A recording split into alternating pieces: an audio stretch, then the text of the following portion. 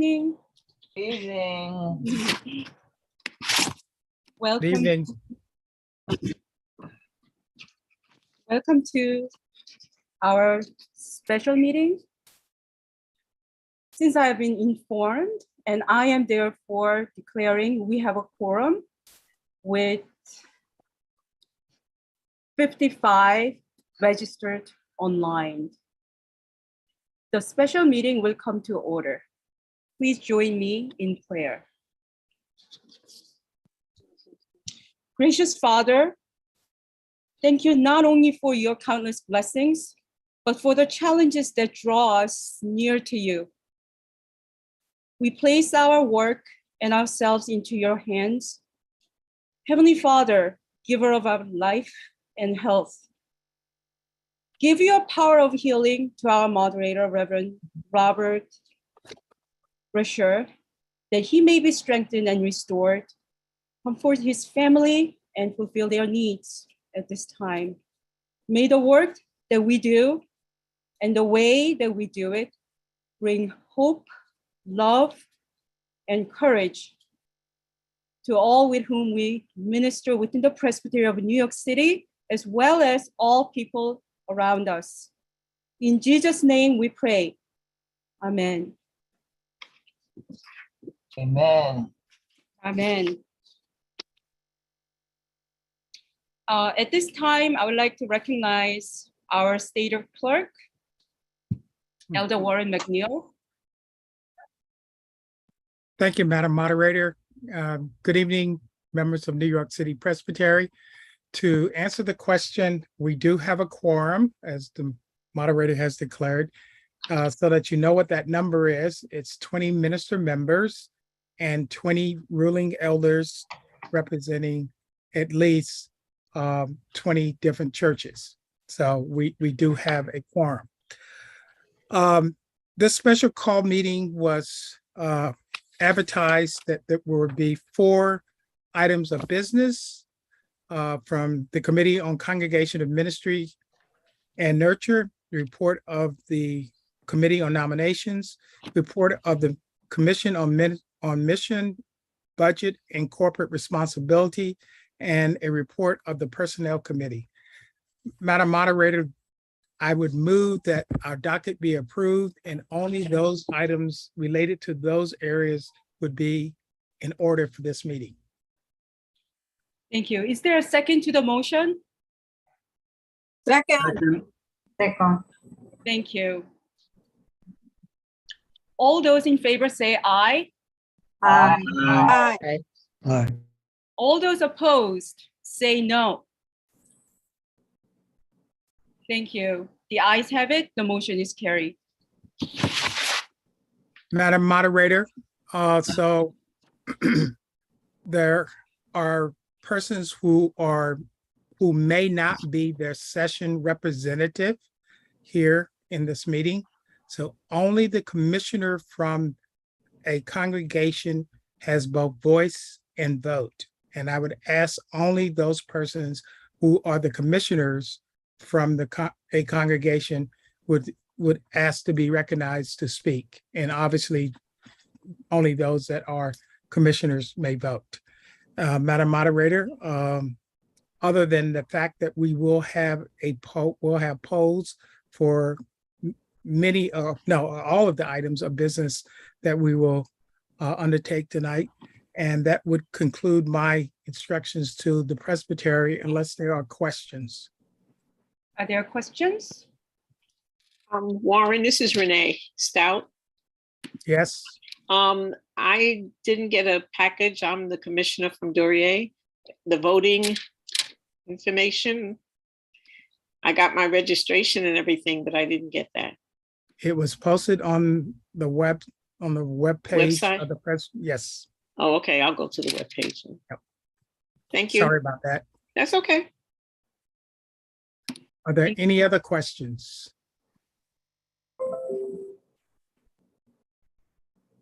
I'm trying to scan the gallery quickly. It would be great if you would raise your electronic hand if you have a question, because then I would definitely see it. Folks, we ask that you use the electronic hands that are part of the Zoom software. There are several pages and we can scroll through those, but we may miss you. If you raise your electronic hand, we are sure to see that. Waving your physical hand will not necessarily mean that you'll be seen. But Jill, we do see you now. Okay. Gee, okay, now I'm not good at this, so, okay. I would like to know if it could be spelled out in writing how we're supposed to conduct this meeting.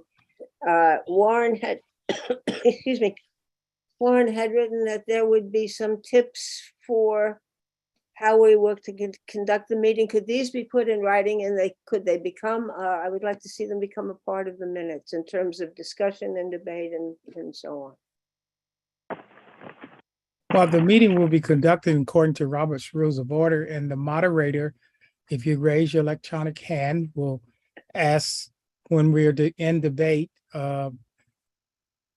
those that are speaking for the motion, and then the moderator should call on someone who is speaking against it, and it would go back and forth until such time as the body feels that we have exhausted the debate, and then we would move to a vote. Okay, so there's nothing special. There's nothing special. It's just an ordinary meeting. Okay, Yes, thank you. we're not breaking out into small groups or into breakout rooms for this meeting. Okay, so it's the general rules for the conduct of a meeting, and no special items on debating or how long or for it. Okay, all right, thank you. Thank you. And motions will be done by electronic ballot. Can you tell me how to find this electronic hand? Is that? Yeah, so at the bottom of your screen, you should see something that says reactions. Yes. If you click that, the thing at the bottom will be raise hand. Use that one because then it stays. The other hand, the clap, does not stay. It disappears after a minute.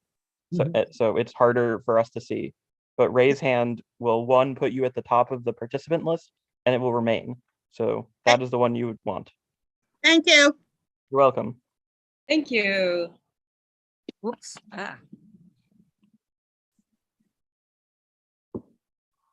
Madam Moderator, that concludes any comments I have. Thank you. At this time, I recognize Elder Diana Bartel for the Committee on Congregational Ministry and Nurture report. Thank you. Oh, am I? Yes, okay, I'm on. Thank you. Madam Moderator, I have 3 motions for Presbytery action. I'll take each one separately and then give some background information and of course allow questions and discussion. The first one is the Committee on Congregational Ministry and Nurture recommends, and I move that the Presbytery approve the application of Freedom Church of the Poor for an investment grant from the Presbyterian Mission Agency. If approved, the committee will allocate $5,000 from its budgeted funds to the Freedom Church of the Poor as part of this application, and the applications are attached to the report. The Freedom Church of the Poor runs out of Kairos, which is part of Union Theological Seminary, and it's run by Liz Theakis. It is actually, she is a co-chair of the let me get my notes.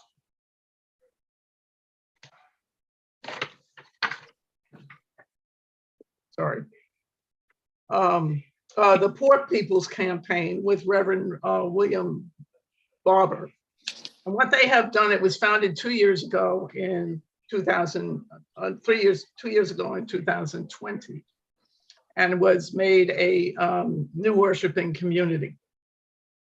Last year, the church applied for and received a seed grant from the Presbyterian Mission Agency of $10,000. If I could characterize this particular new church development and also the one of La Iglesia del Pueblo, these are, sometimes you have a church that's looking for a mission. These folks on mission have a mission and they're looking for a church so that they can come together and they can support each other. It's a non-denominational organization. And what they do is that they meet, they worship weekly, they meet to plan the worship, and then they also have seminars and meetings.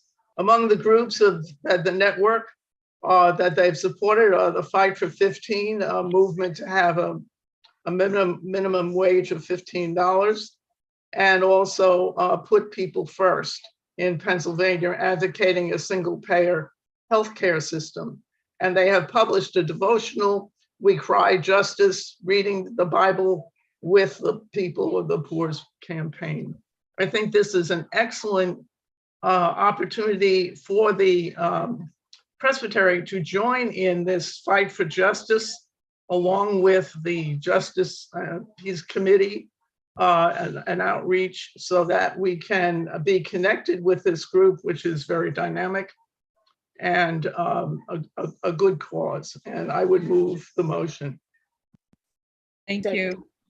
Do we have a second? Second. Great. Is there any discussion? Do we have any questions or comments?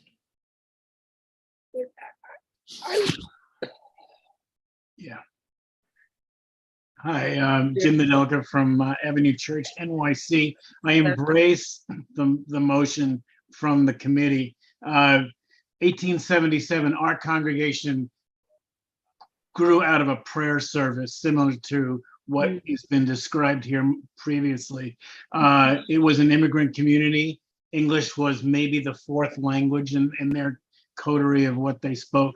But we're here this year. We just celebrated the opening of our new building. And so, yes, I heartily welcome our new followers and fellow members along the journey of faith.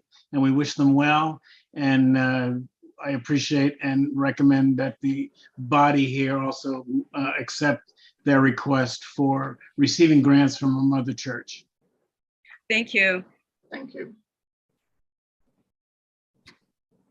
Do we have other questions or comments? We have a hand from Reverend Christopher Smith. Go ahead. When I was looking at the budget that they had on page 17, it appeared that they were only using the first half of fiscal year 24, but that many of the items were using the whole year's worth of income there. Are there issues for them also beyond the end of December for us to be concerned about? I don't believe so. It's an 18-month budget, not a year, it's not for the year. Very often what happens is that that you use your funds during the early part of the funding period to get started and get things off the ground. They do have a lot of support from other groups. They have $20,000 from the Synod, an investment grant. The investment grant is $30,000, and the other actually is from Kairos and networks of $113,000. So this is an organization that is well funded and well connected into a network. So I do not believe that, Chris, that would be a problem. Thank you. Friends, we have Reverend Clark Bradley up next, but I ask before you speak, you identify yourself and then let us know what entity you represent. It would be very helpful to the body. Thank you. Thank Clark? you. Hi, Clark Bradley, pastor of Fourth Presbyterian Church in the Bronx. I may have not heard correctly, but I was confused. I thought I heard you describe this group as it's a fellowship of New York City Presbytery and as non-denominational. So I didn't understand how those two went together. Maybe I just didn't hear it right. So I'm just asking for information. It's not a fellowship. It is part of the 1001 new church developments. And it comes out of the Presbyterian Mission Agency. They are attached to us, but as saying that it's a fellowship of the Presbytery itself, I don't know if that would be a correct assumption. Do they identify themselves as Presbyterian or non-denominational or what? They do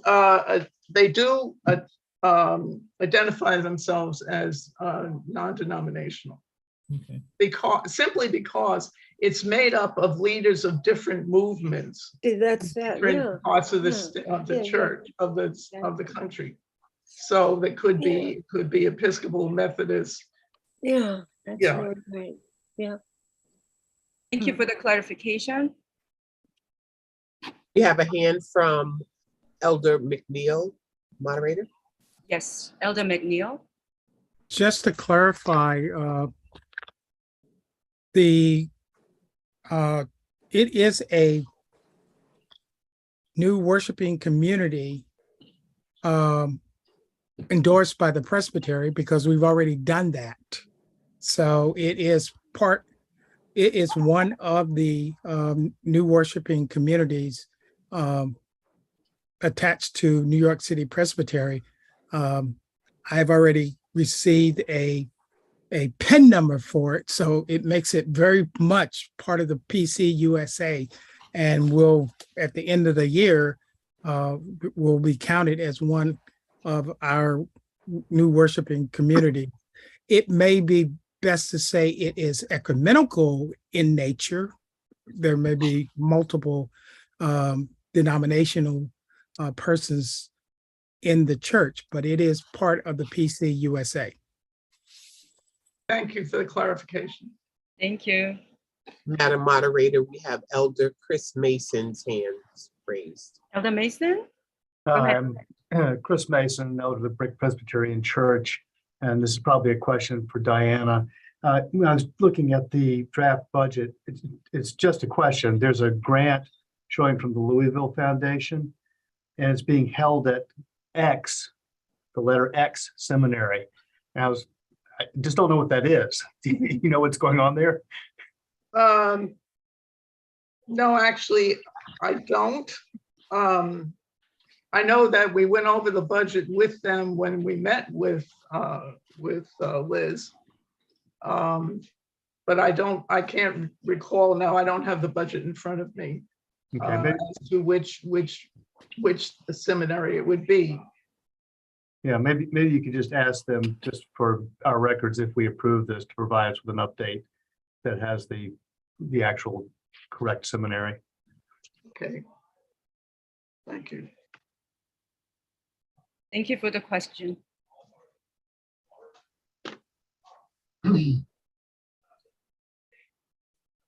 I do not see any more hands up. Madam Moderator, Yes. we have Oh, I Reverend, see. Go ahead. Reverend Reggio. Yes. Yes, to the point about the seminary, it doesn't help us because obviously that would have to be corrected in any case.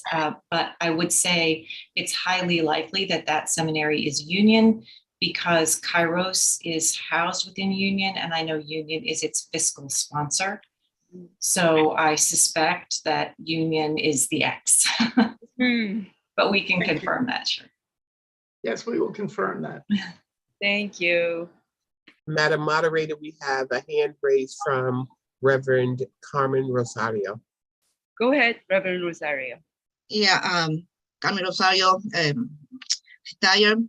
I have a question because I understand that this this grant and this fellowship is to be a Latino church. It's going to be the people's church, la Iglesia del Pueblo. And I know because we asking, it's only that part that is in the what we are putting the part, because the I have this, trying to get the information that I have here. Just give me 1 second, because okay, is that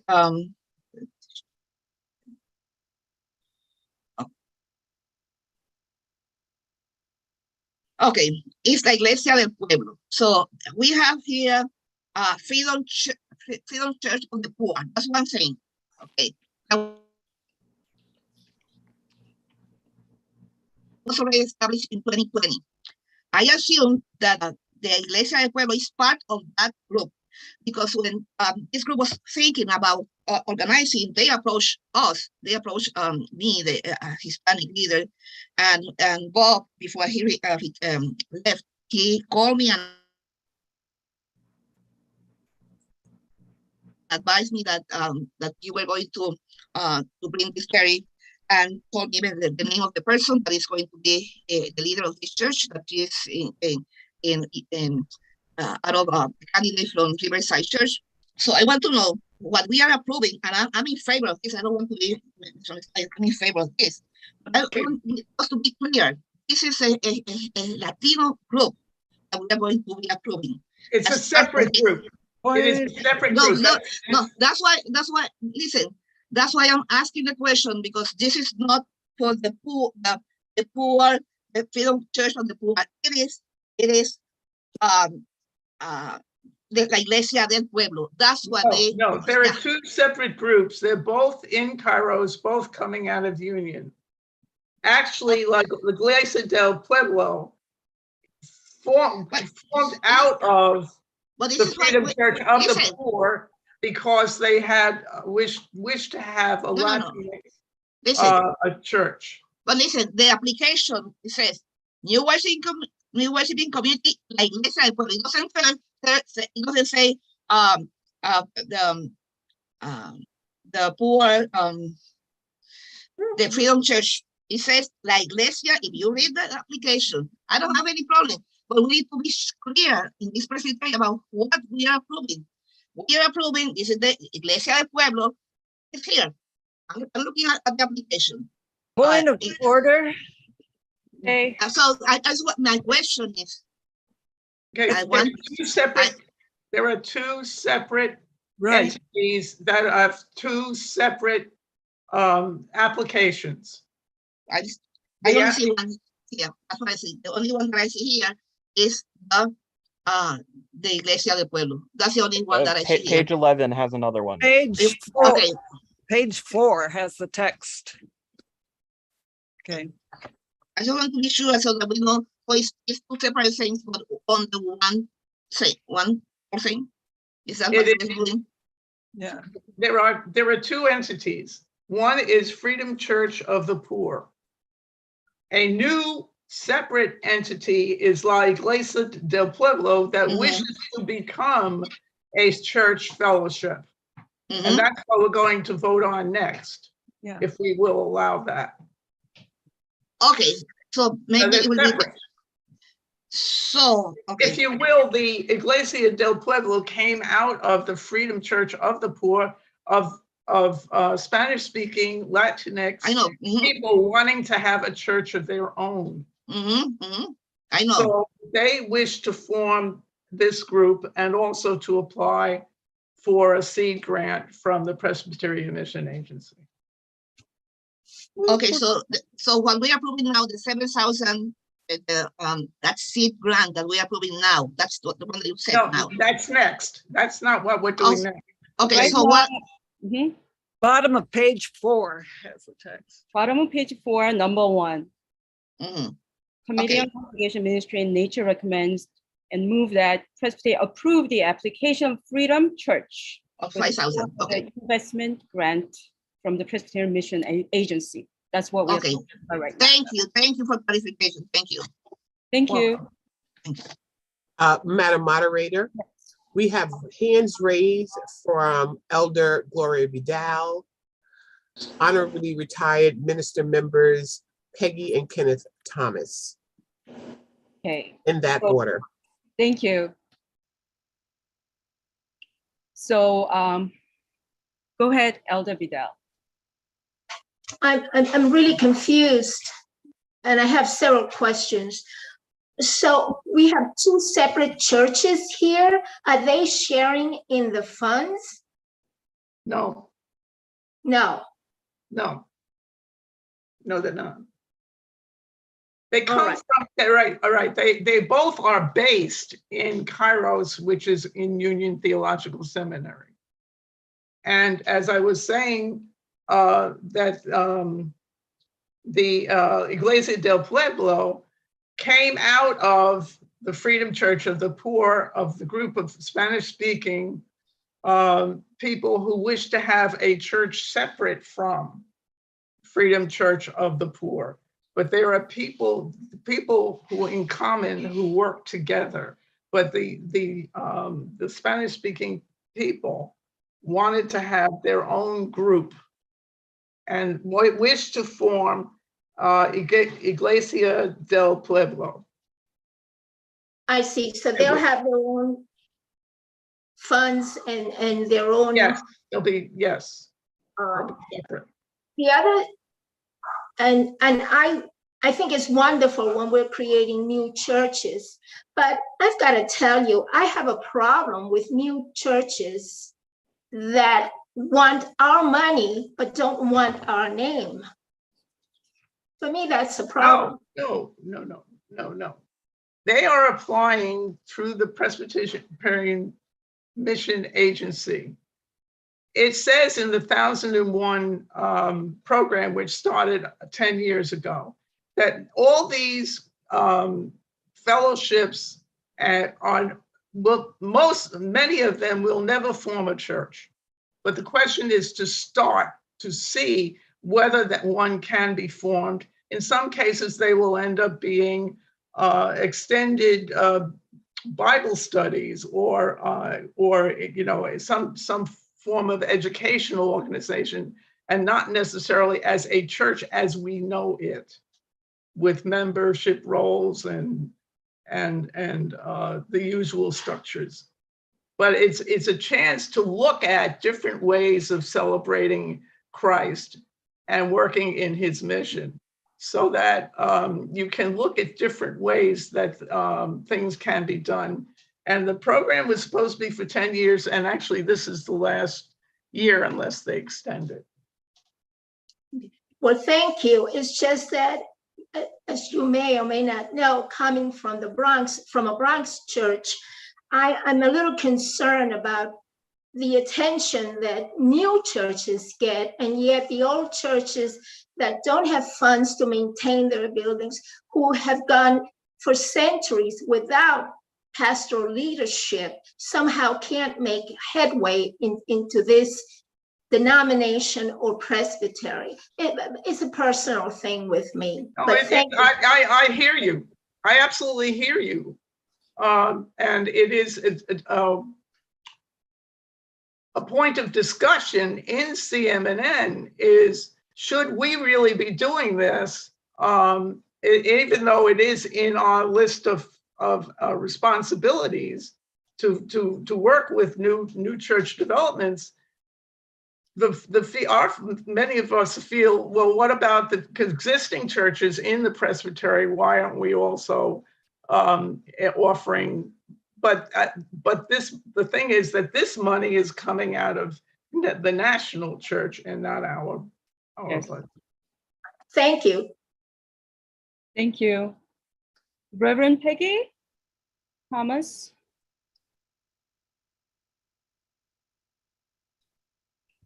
I have to unmute. Yes. Unmute. I can hear you. I think the discussion we have been having raises a question that hasn't been clearly answered. And that is, what form of mutual accountability is there between these two groups and the Presbytery? Or somehow has there been a jump that means they have a mutual accountability only with the General Assembly and not with the Presbytery? I don't think that is an acceptable answer for us. And therefore, I would hope that if we are not clear today, that CMNN will work to make sure there is an explicit way in which they and we understand a mutual accountability. I agree with you. Thank you.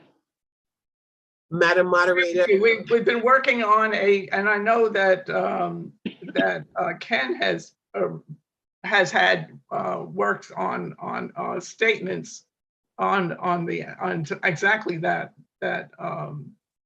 issue of these new groups, and also with immigrant communities. So we will be working on that. Hope that work can go forward very quickly. Thank you. Thank you. Elder Izet? Madam Moderator, we have raised hands from Reverend Jill Schaefer, Reverend Chesna Hinckley, and Reverend Carmen Rosario, in that order. Okay, go ahead, Reverend. Thank you. Thank you. I think Reverend Thomas's point speaks to mine in another way. I approve very highly of what CMNN is doing. I think we have to do R&D, research and development. What kinds of new churches can we support that don't look the way churches have looked in the past? At the same time, the accountability issue and the sustaining of all existing churches is also on our plate. And I'm wondering if in the accountability that Reverend Thomas is asking for concerning the General Assembly, our Presbytery and the churches themselves, how do we work that out? I don't want to muddy the waters. If there's also a way that we can work on the accountability issue of sustaining churches, as Elder Vidal was saying, so that no one church is lost. Thank you. That's Reverend Hinckley? Thank you, Madam Moderator. I want to express some discomfort with the theological grounding of both of these communities. If you look through their theological reflections in their application, I'm looking specifically at Iglesia del Pueblo at the moment. There are many comments about scriptures from our and other religious traditions. It seems that they are preaching from and using scriptures from more than just Christian traditions, which to my mind would put them in an interfaith space rather than a Presbyterian one. We also have language about worship and about the theological grounding of the community, both of which are very people-centric and not centered on Christ, witness to Christ, worship of God. We see worship as coming together to express how the faith and values of our community.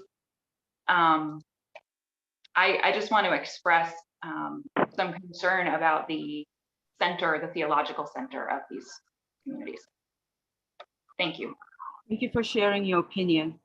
Reverend Rosario? Yes, I'm reading more about this. I share some of the concerns that have been raised, and especially if we are going to have this, it's going to be, I'm referring to Iglesia del Pueblo, because we need to discuss both together in order to decide what we're going to do. If we stay separate, no, we need to get them both together. So in terms of the Iglesia del Pueblo, if that's going to be a new worshiping community from our Presbytery, They have to be accountable to the Presbytery. The leadership has to be, whatever, from the Presbytery. They have to be related to, as I know about worshiping community. They need to be related to one church, for example, who's going to handle the finances. That's the way it is. This is not. So I have a lot of questions, and I think that maybe I am going to make a motion that we refer this back to the committee, to CMN, for them to review and answer all these questions that we have been raising here, and then bring them in our September meeting, Presbyterian. I'm not ready to really vote on my conscience, yes or not, when we don't have,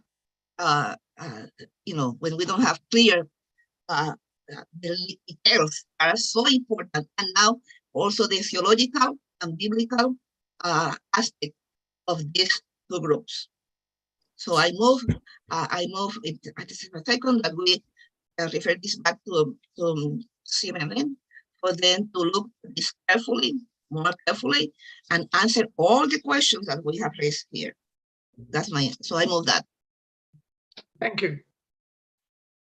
So you need to ask for a second, because it's a motion. That was a motion. Do we have second? Second. I'm sorry, could you restate the motion, please? Because we're Restate the motion.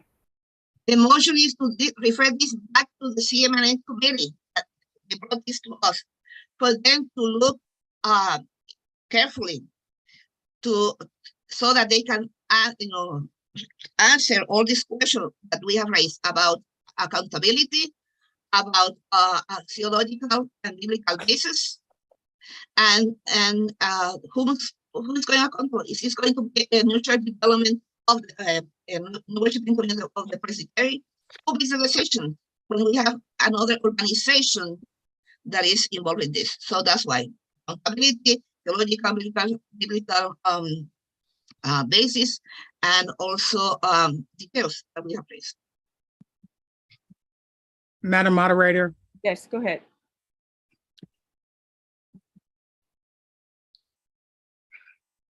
these two new worshiping community applications, this presbytery, since 2016, when I became the stated clerk, you have approved 8. None of them have gone through this level of discussion and scrutiny. What makes these two different than the others that you've already approved? They are people who are seeking to do a new form of church. You have already approved many, and none of them has gone through this level of discussion and scrutiny.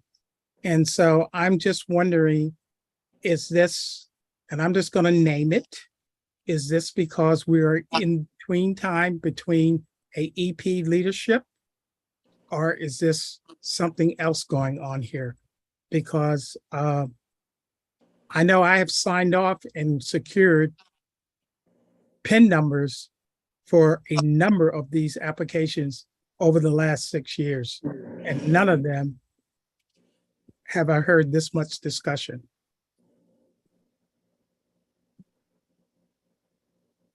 May I just say that Freedom Church for the Poor is already a new worshiping community. It was approved in 2020, and it received a seed grant in 2021, and now it is applying for the investment grant. Right. But I mean, so yes, to send it back to us, or give us a heads up that we need to work on this, as well as many things as Reverend Schaefer and others have brought up, is the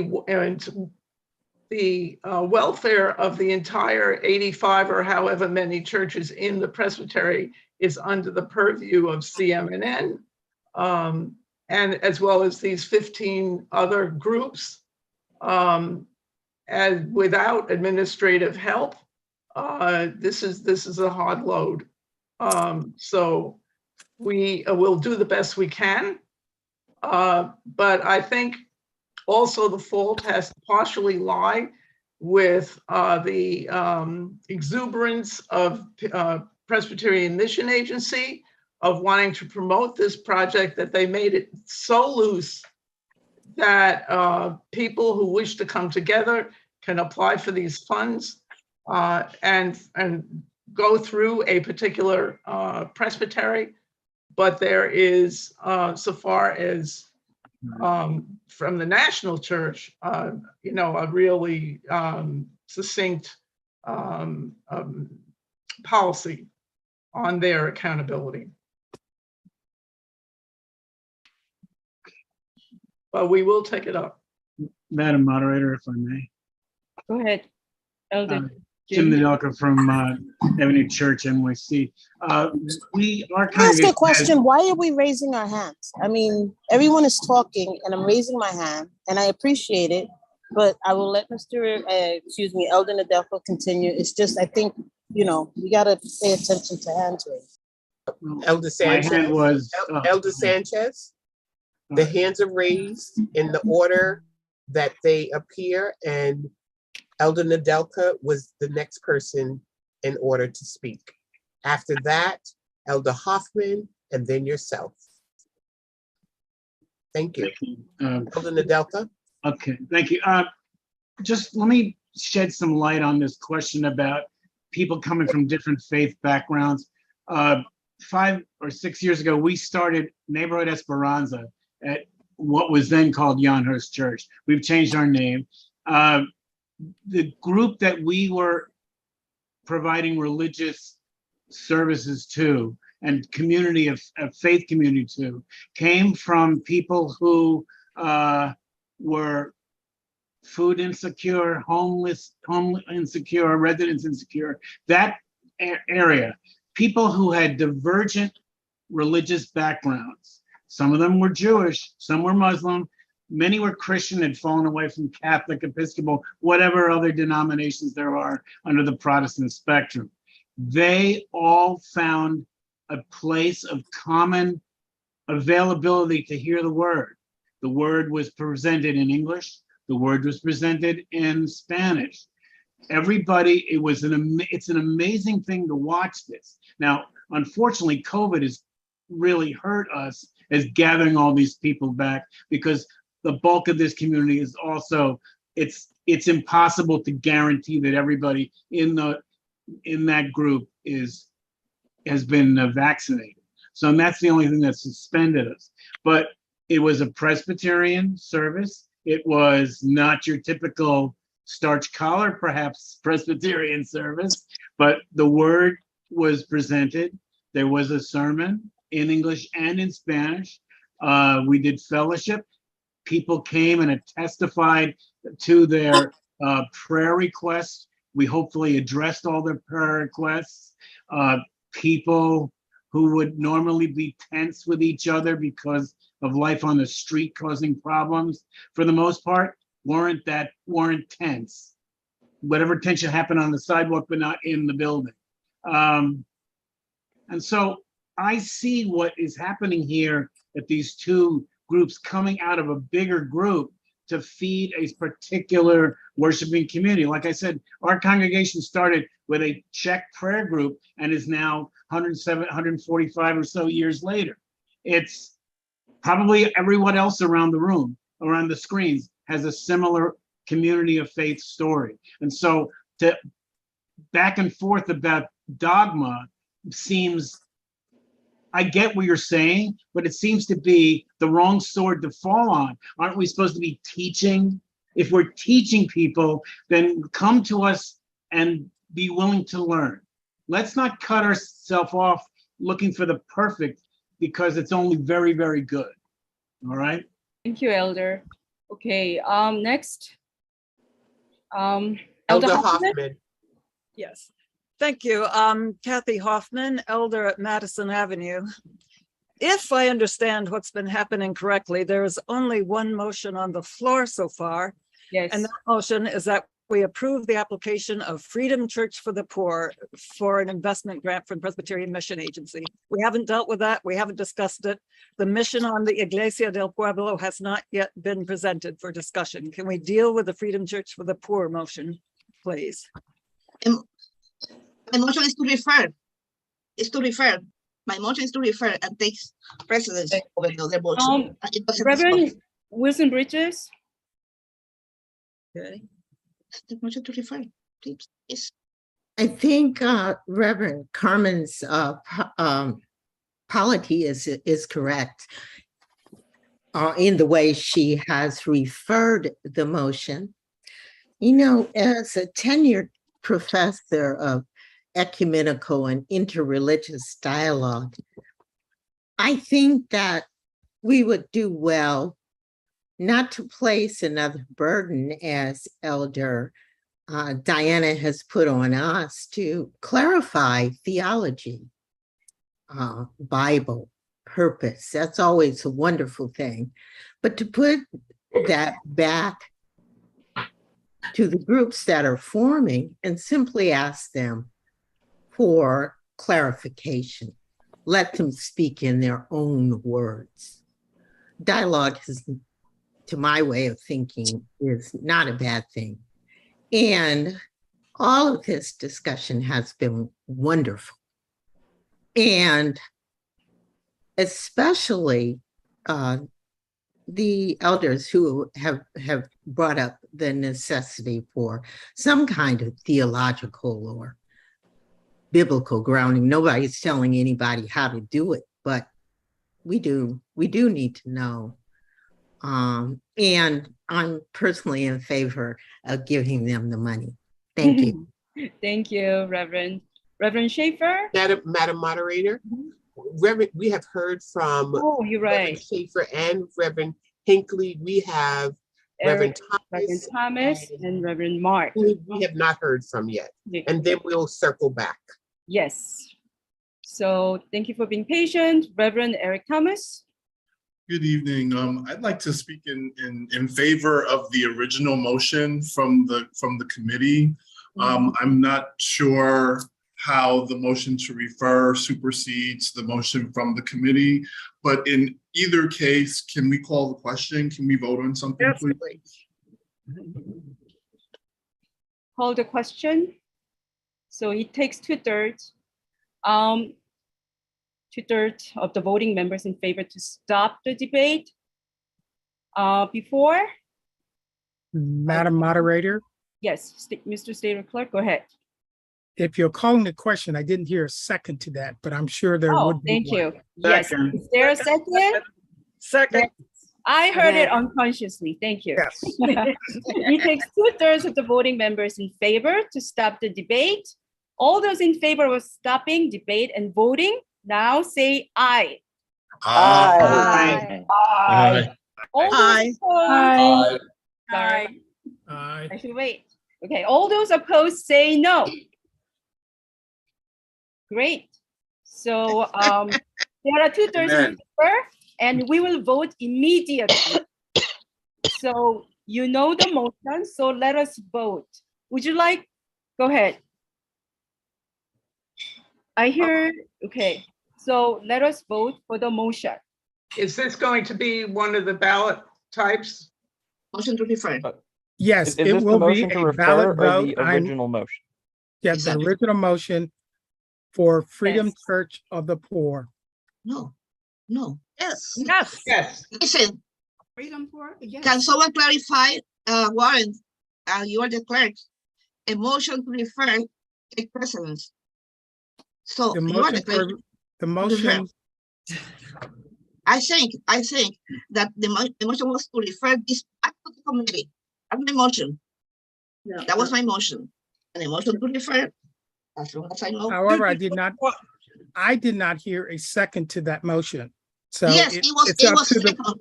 Sorry, it's up to the it was moderator. second. It was second. It was second. It was second. I'm sorry, but it was second. Hold on. I do believe I heard second. Yes. Madam Moderator, then the motion to refer would need to be voted up or down. And if it does not get approved, then we're back to the original motion. Okay, so let us vote. So can I Which repeat? Which Repeat the motion is it? Which Yes, go motion ahead. is it? There's Which two motion? questions. There's only one been Reverend? presented. There were two Reverend? points, Freedom Church and Inglesia. What No. are we deferring? They were separate. That was They're one of the separate. things that was raised. They're two separate requests. So First what of are we deferring? The only referral that can be made is for Freedom Church of the Poor, because that's the only Got it. motion that The was only on the motion. floor. Okay, So if you wish to refer that back, you vote to refer. If you do not, vote to not refer it back to the committee. Okay, so this is for the refer. Okay, so we know what we are voting for. This is to refer. Yes, motion to refer. The first item in the report of CNN, which is the motion regarding the investment grant for Freedom Church of the Poor.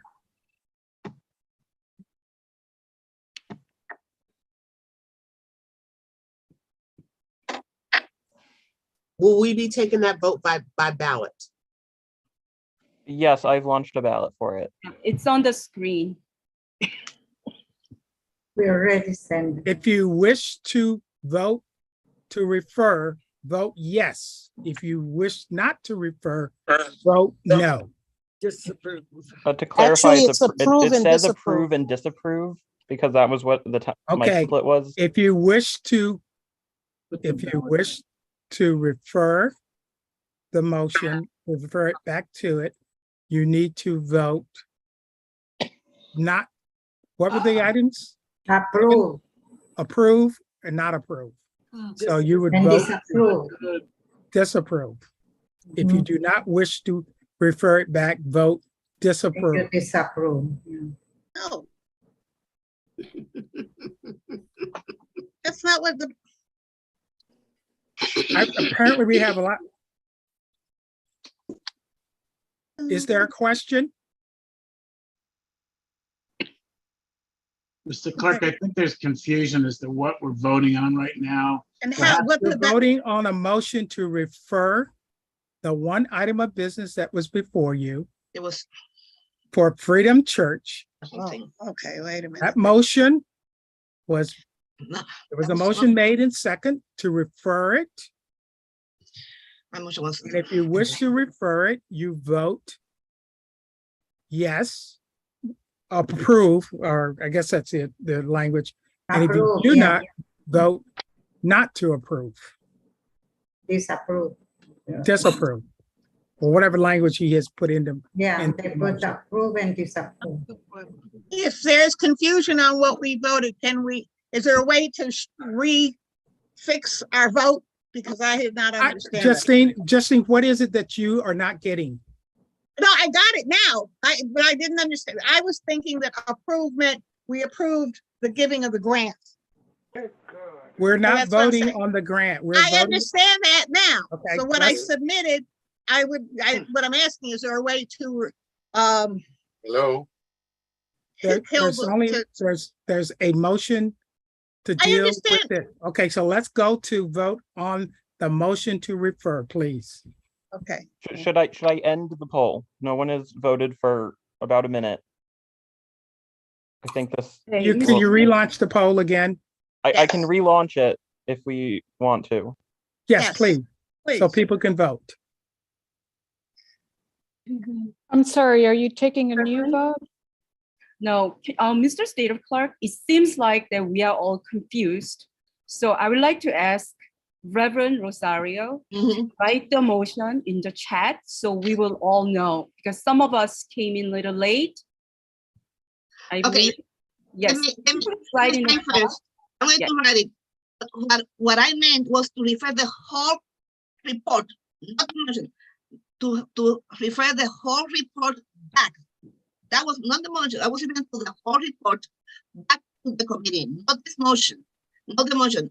If I was out of, then I should have said that I was, my motion the intention of the motion was to refer the whole report with the 2 or 3 motion requests that they have to refer back to the committee, not the specific of this first one. If I was out of order at the moment that I made the motion, then someone should have said I was out of order. You know, so my motion is my idea is to refer the whole report. That was the idea, not this part. Hold the report and review mutual accountability. Yes, that's exactly. I think that's what you said. That was the motion. So I think we all know the motion, right? No. No, they don't know. Oh. Please make the. Madam Moderator, this is highly irregular. You are seeking to have a standing committee of the Presbytery, all of its work referred back to them to do what? You know what? Can we please have the motion written? I'm going to Can we do this? Yes, Madam Moderator, there's been in the chat, there are many calls for the motion to be put in writing in the chat. Yes. Because if I understand the motion from Reverend Rosario, it is to refer back to the committee of CMN their whole report. All 3 items. Okay, I think Miss Reverend Rosario is writing. Yes, are you writing in the chat? Yes. Okay. Madam Moderator, request also written in the chat that it be read for those of us who have difficulty reading what's in the chat. Sure, I would do that. Thank you for bringing that up. Friends, since we are for a few minutes or a few seconds, even though this is lengthy discussion, I do think that is very important. Sooner or later, we have to deal with this question, I believe. So thank you for being patient. And thank you so much for your questions. I do think all the questions and answers have been so helpful to understand who we are. So thank you for being patient. And I must say, some of you are overdressed for today's meeting. Reverend Schaefer, you look so beautiful. And so are other people, right? I see Reverend Shelton. I see so many of you. You are so overdressed. I think you are overdressed also because you have your stole. Oh, thank you. I know. And I look so hot in here. Madam Moderator, the motion is in the chat. Thank you so much. So the motion to refer back to the committee, the whole report for clarification of accountability and theological and biblical concerns. That's the motion. Madam Moderator, also the Presbyterian should be aware that in doing that, the very first grant for the church, Freedom Church, they will miss the deadline and will not be funded in this calendar year from PMA. Okay, thank you for the source of information. So we have a second, we have a motion. So let us vote. All those in favor of the motion? Oh, here we go. The motion is before you. The motion to refer back to the committee, the whole report for clarification of accountability and theological and biblical concerns. You have approve or disapprove. Let us vote.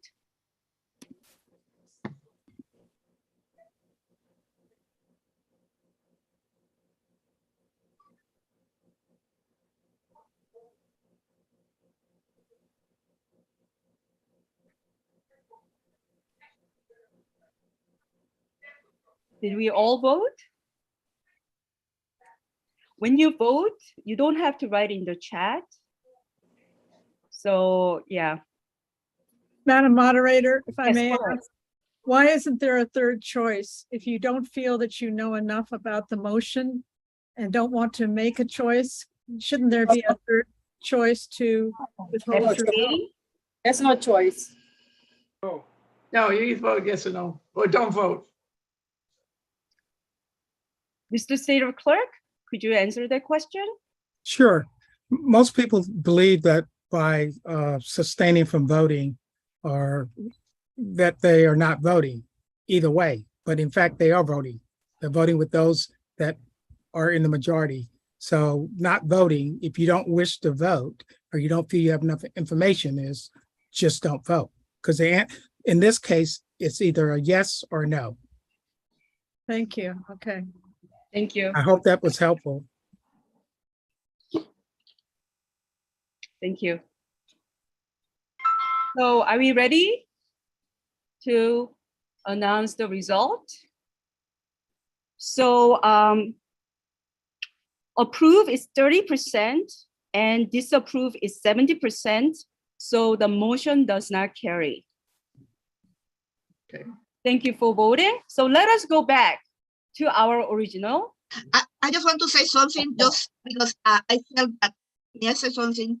I felt that Warren expressed that there was some concern about the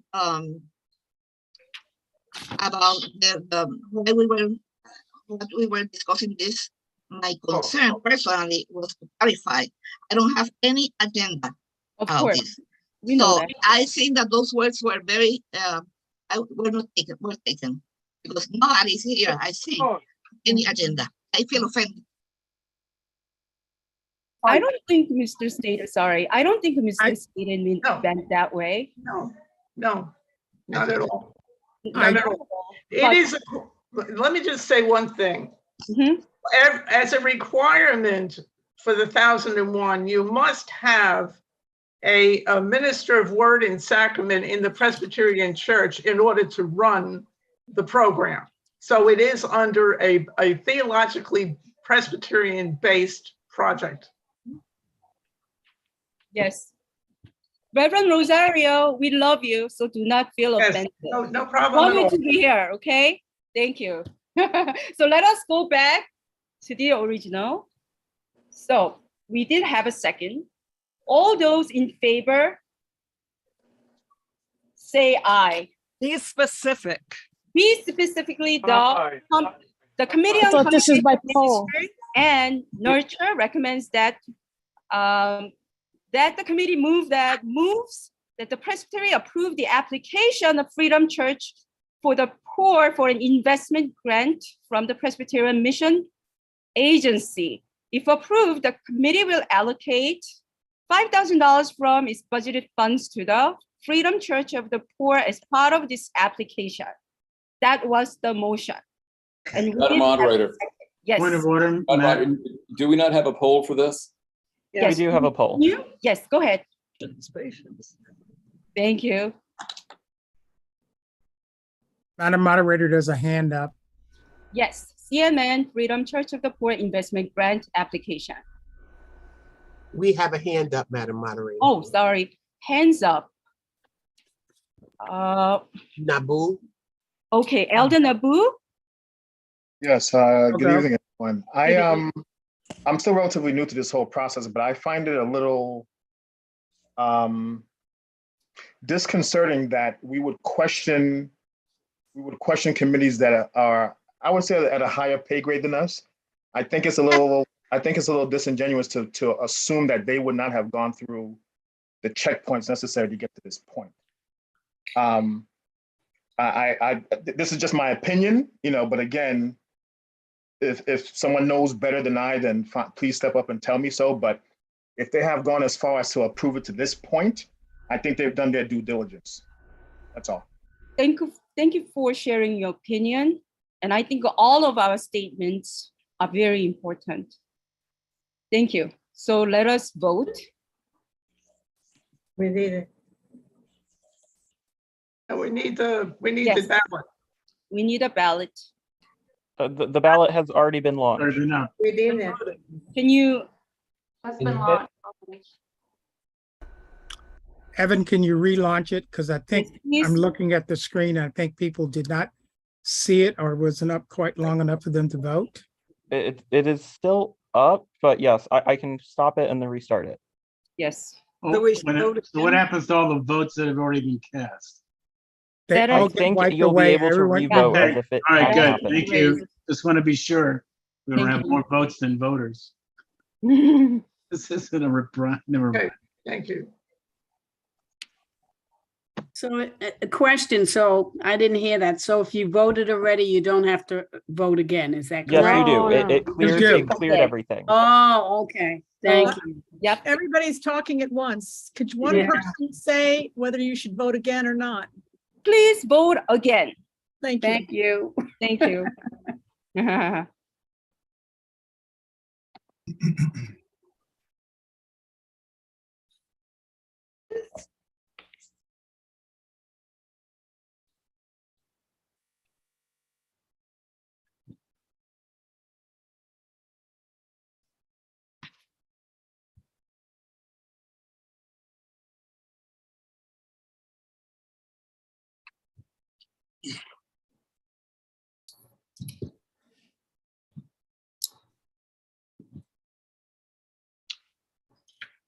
So did we all vote?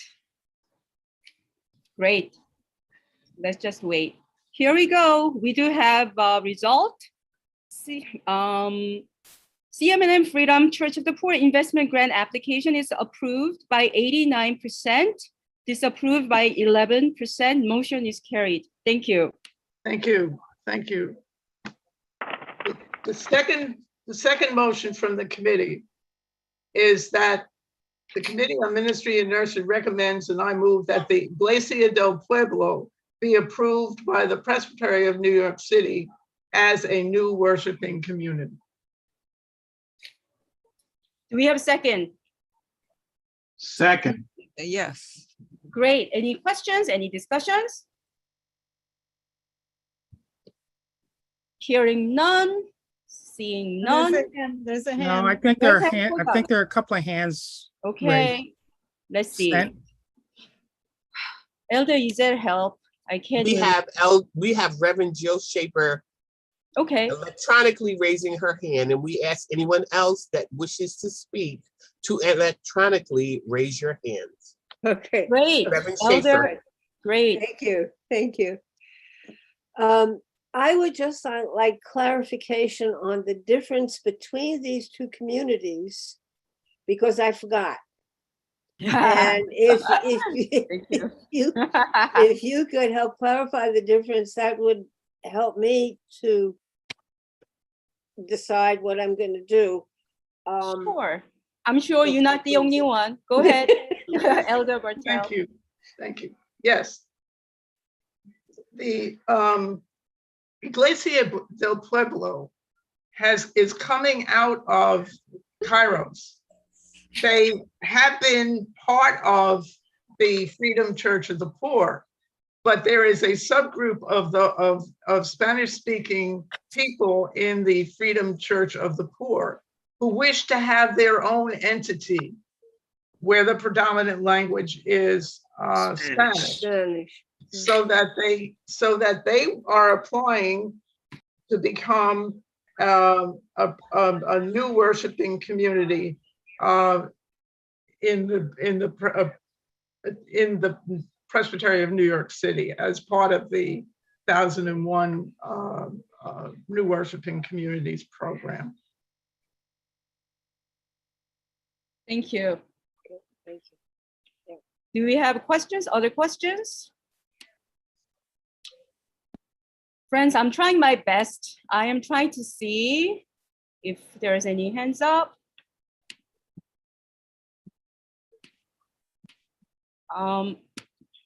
Madam Moderator. Oh, I see. Yes. Reverend Rosario, I see your hand. Go ahead. I have the same question in terms of what relationship this group of Iglesia del Pueblo going to have with the other group. Is this going to be? Are we going to consider this and only favor of this but I want clarification. Is this going to be considered another Hispanic congregation or church, the worshiping community? We say in our Presbytery, and it will respond to our Presbyterian, or to whom does this group respond? That's my simple question. To whom this group responds, and who is going to be, who is to whom is this group accountable? Period. It's going to be accountable to you, to TMN, as other mutual development. It's going to be accountable to the Presbytery. Who's going to be in charge of the leadership for this group, this church? That's my question that I think are not answered here. Thank you for the question, Reverend Rosario. It is it has been an ongoing discussion I've been co-chair for a year, and it has been a portion of our discussions when it comes to these new worshiping communities, what relationship they have with particular churches or with particular entities in the Presbytery. Okay. There have been previous attempts to try to codify that. Obviously, it needs to be done. We were unable to come together to have something to present to the Presbytery. I know Reverend Falls Morrison worked very diligently to try to put a proposal together as to how that might look. We are going to because this is our bailiwick, we must deal with this. But right now, what this group has been, we've met with them, and what they really want to do is have a chance to have their own group. And of course, they're going to be in relationship with the Freedom Church of the Poor, because what they are is they're bringing together leadership from different groups fighting for peace and justice.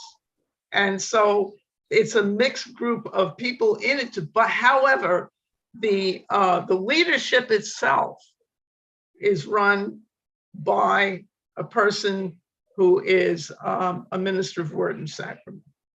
And the people involved are under the care of our Presbytery.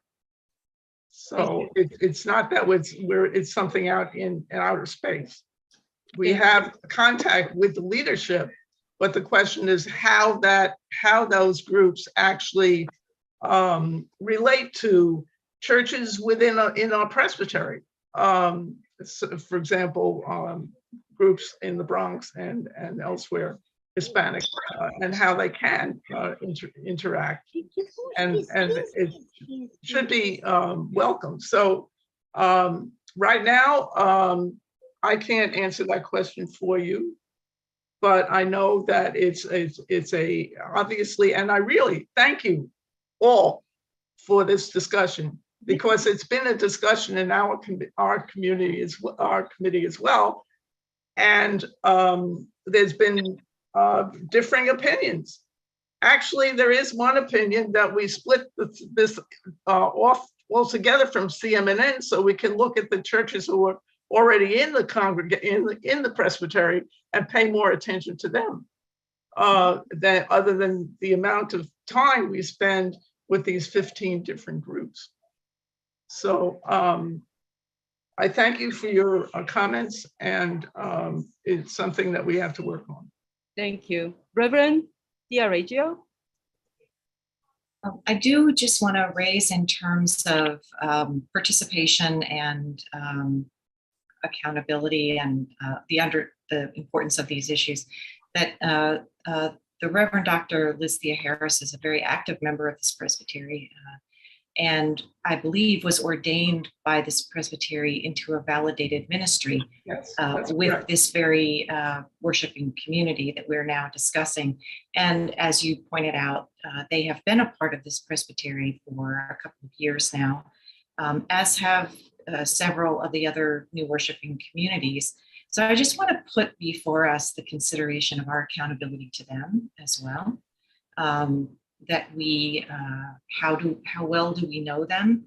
How are we in our various capacities and ministries reaching out to them, learning from them, and participating with them? I think in the case of the Freedom Church of the Poor, this gives our presbytery a national presence.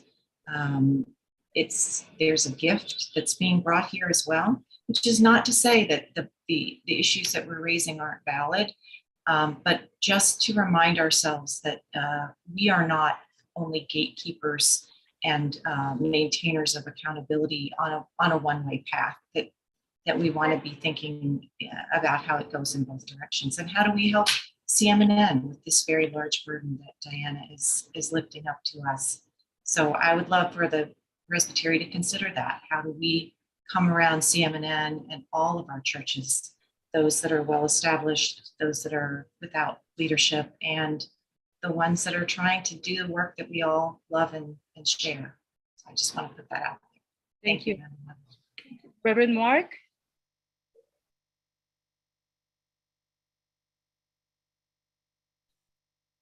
Mark Koenig. I am with the Administrative Services Group of the Presbyterian Church USA, a corporation. I work in Louisville.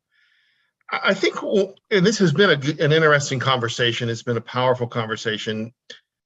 It's reminded me that we live within the tension between a movement and an institution. Jesus, at least as I read scripture, at least as I understand church history, Jesus never really had the intention of starting an institution. Jesus was about a movement. His people were originally called the followers of the way, a movement. And heaven knows I've worked for an institution for the last 20 years or so on different levels of the national church. But I think what we're seeing here in the new worshiping community effort is it's a movement. And each of these new worshiping communities, whether they're in our presbytery or one of the other presbyteries, they're a movement. They're trying to bring people together, whether it's La Iglesia del Pueblo or the Freedom Church of the Poor. They're trying to bring folks together to learn about Jesus, to love Jesus, and to love the people that Jesus loved. And so I think the whole new worshiping community experience phenomena is a movement. I think these two in particular are movements. They're engaging with the people. You know, Jesus was a poor person, a poor Palestinian, to quote Howard Thurman. And we're trying to, these groups are trying to reconnect with the people, the disinherited, again, to go back to another Thurman word. And so I think we're experiencing some tension between movement and institution. And sometimes we got to just sit back and say, roll, Holy Spirit, roll. Roll, Holy Spirit, roll. Thank you, Reverend. Reverend Shelton?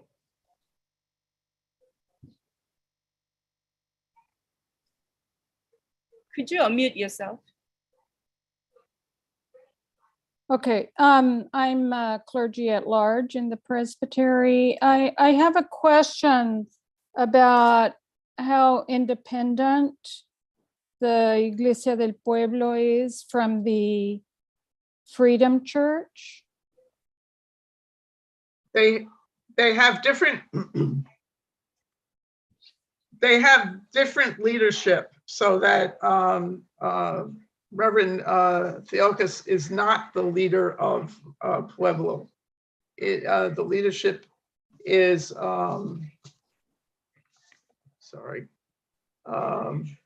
Candidate Figueroa. Thank you. Who has a Master's Divinity from Union, and is I have a bigger question than just who the leader is. Are they in fact an independent group? They will be if we vote yes. if we vote to make them a new worshiping community, then they will be separate from the Freedom Church of the Poor. Okay. Thank you. Thank you. Reverend Peggy Thomas? Unmute me. You are. You are I unmuted. like Mark's comment about movements. But I feel like this is the moment when a group stops being simply a movement and becomes institutionalized by our naming it as a part of our structure.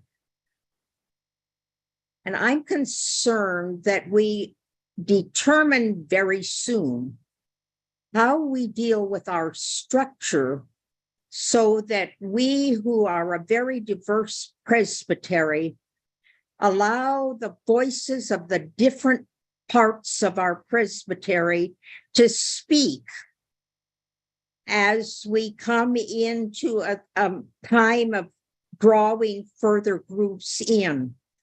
We would not want, for instance, to draw another group of Hispanics in who could not relate to the rest of who we are as Spanish-speaking parts of the Presbytery of New York City. The same goes elsewhere. It seems to be highly important that we not get into creating structures that inhibit our ability to grow into a healthy multiracial presbytery, a healthy multi-language presbytery. It's that kind of question that I think we are finding we're not able to answer here today. This is a warning somehow that either at this moment or very shortly thereafter, we have to deal with the fact that we don't want to create a new structure that inhibits us rather than helps us. Yes, thank you. Thank you for the comments. Reverend Schaefer, since you spoke before, I would like to ask, Elder, go ahead. Reverend Espinosa. Yeah. Oh, sorry. Yeah, Reverend Espinosa. Thank you, Ms. Moderator. My concern is about when we approve a new fellowship, sometimes we have like a disconnection, keeping the presbytery updating and inform about the progression of the group, of what they're doing. And the time is coming when we completely lost the connection and lost the group. Then my concern is, for the committee, say CMNM, that please, if we are doing this effort to continue keeping the presbytery updating about the progression and participation, even if possible, when the Presbytery Day is coming or when we have an affair, to invite a group to come, because we have more questions, even more questions in the following days to ask them. No? Even if we approve now, we have a lot of questions. Even if they continue working, we're gonna continue having conversation with them. Will be healthy, because a lot of questions are not gonna be answered today. Then please keep on updating about the progression of that group, and they come in sometime and participate in the Presbytery life and let us know how the thing is doing, in order to know that we are making a good investment in that kind of movement or kind of church development or fellowship. Yes, an excellent idea. Thank you. I don't mean to rush anybody yet. We're still on page 4 and it's 7:24. So please be mindful. Thank you. Reverend Schaefer.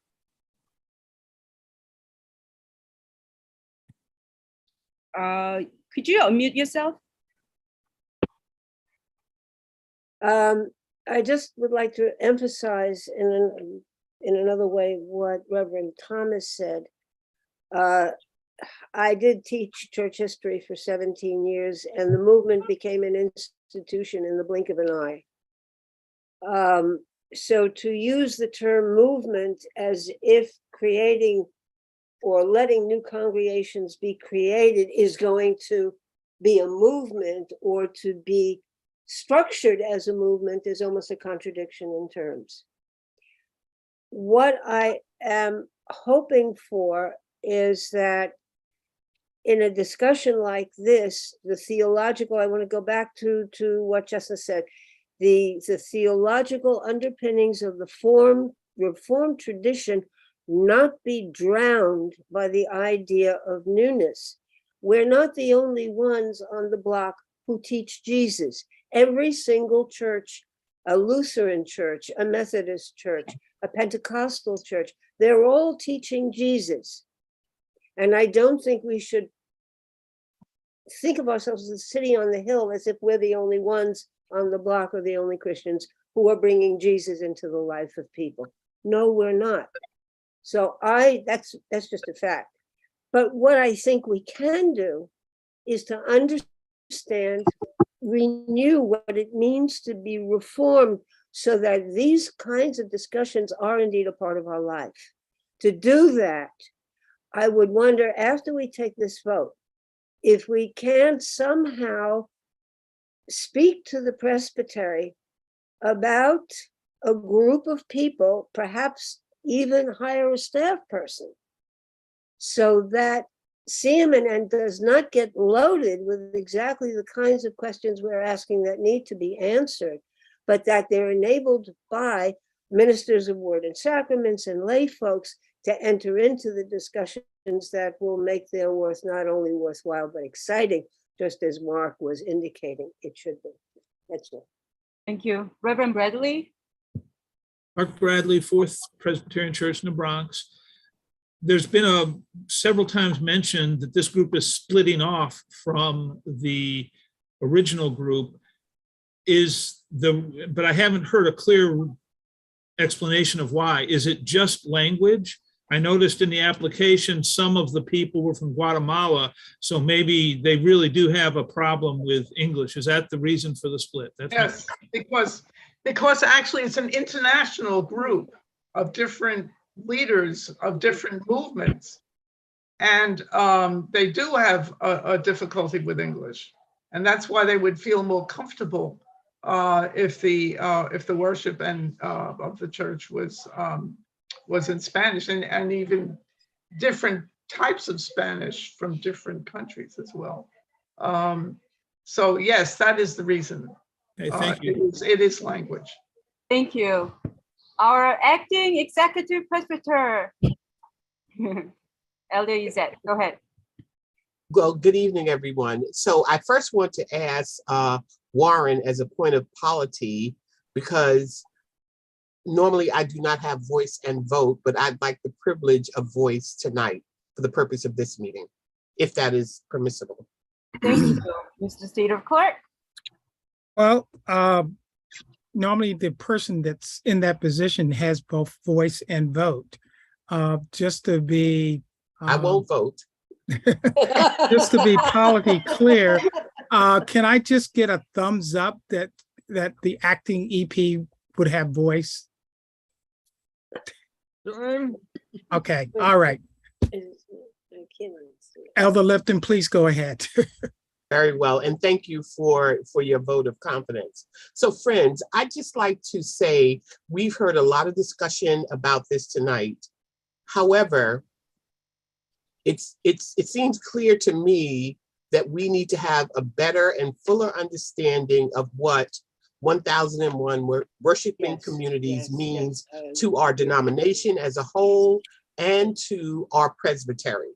Yes. Secondly, we have to learn as we move into whatever the next iteration of our religion is, to learn to do church differently. We were forced to do that with COVID. And as we move forward, we are going to have to learn many different ways to do religion. From, someone who was raised Baptist and moved away from that as an adult when I was able to, because it just didn't sit right with me.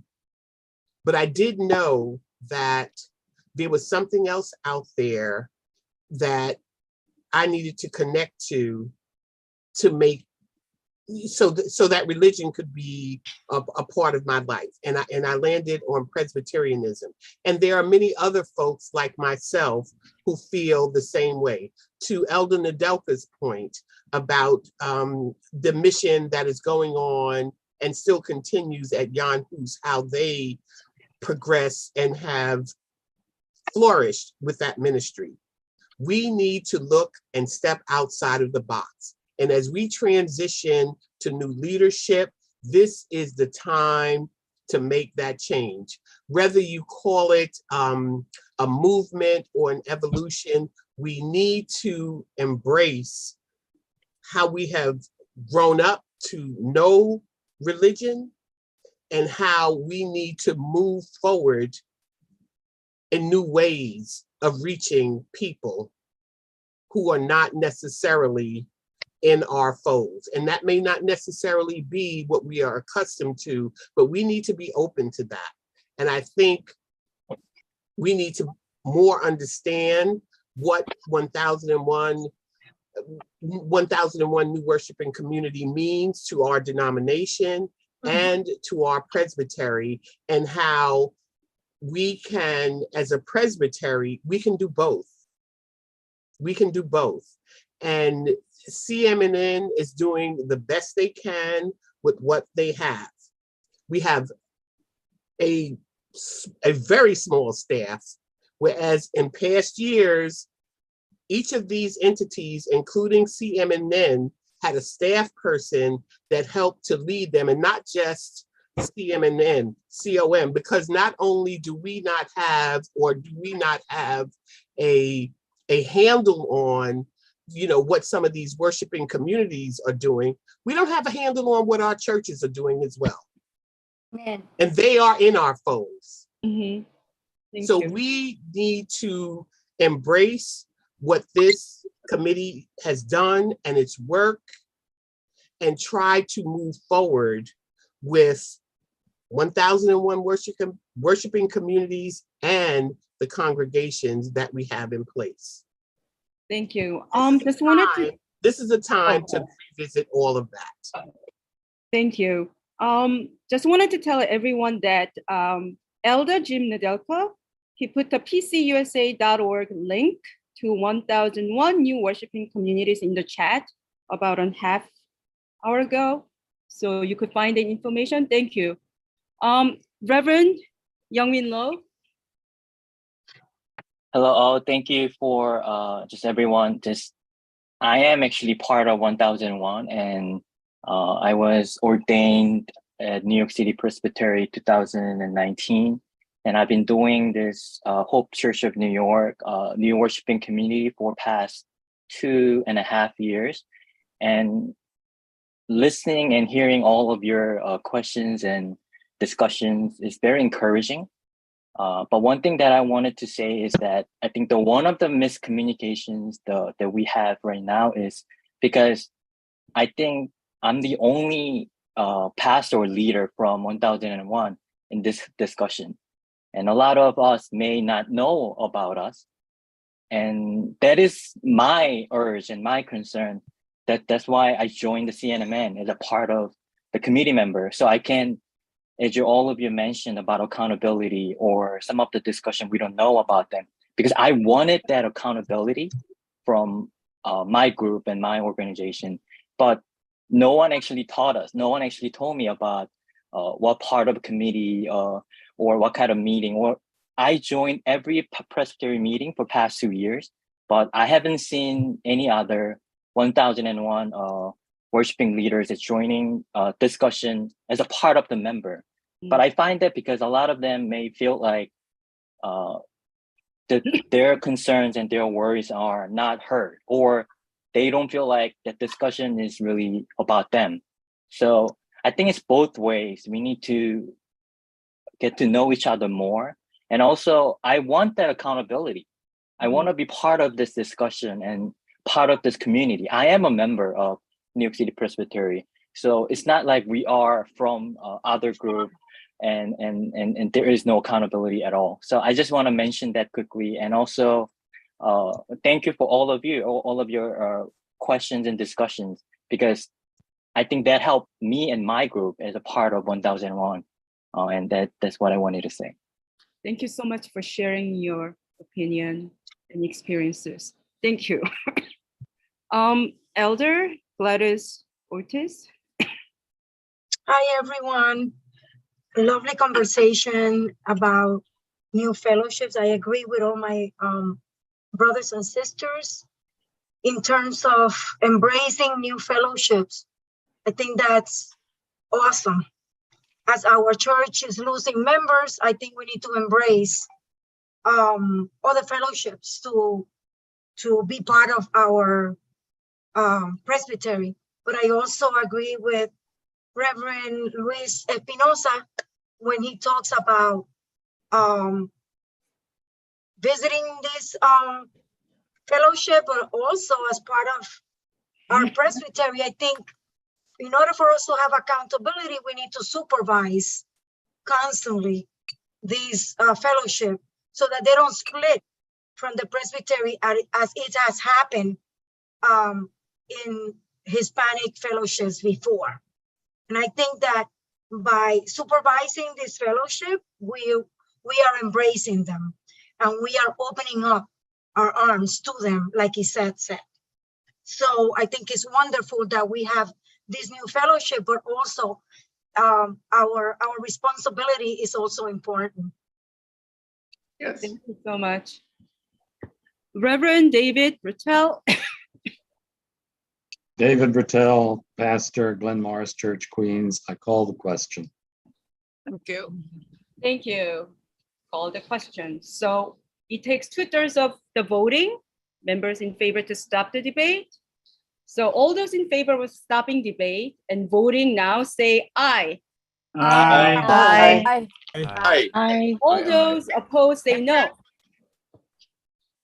Great. We are in unity. So the motion is carried. So let us go back to our original motion, which is number 3. Number Evan? 2. Number 2. Oh, sorry, number 2. Number 2. Evan, do you have the motion and the ballot before us? The Committee on Congregational Ministry and Nurture recommends, and I move that Iglesia del Pueblo be approved by the Presbytery as a new worshiping community. Let us vote.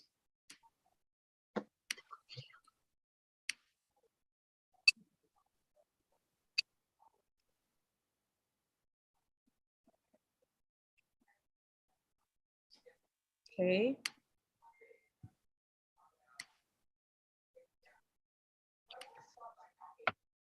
Okay.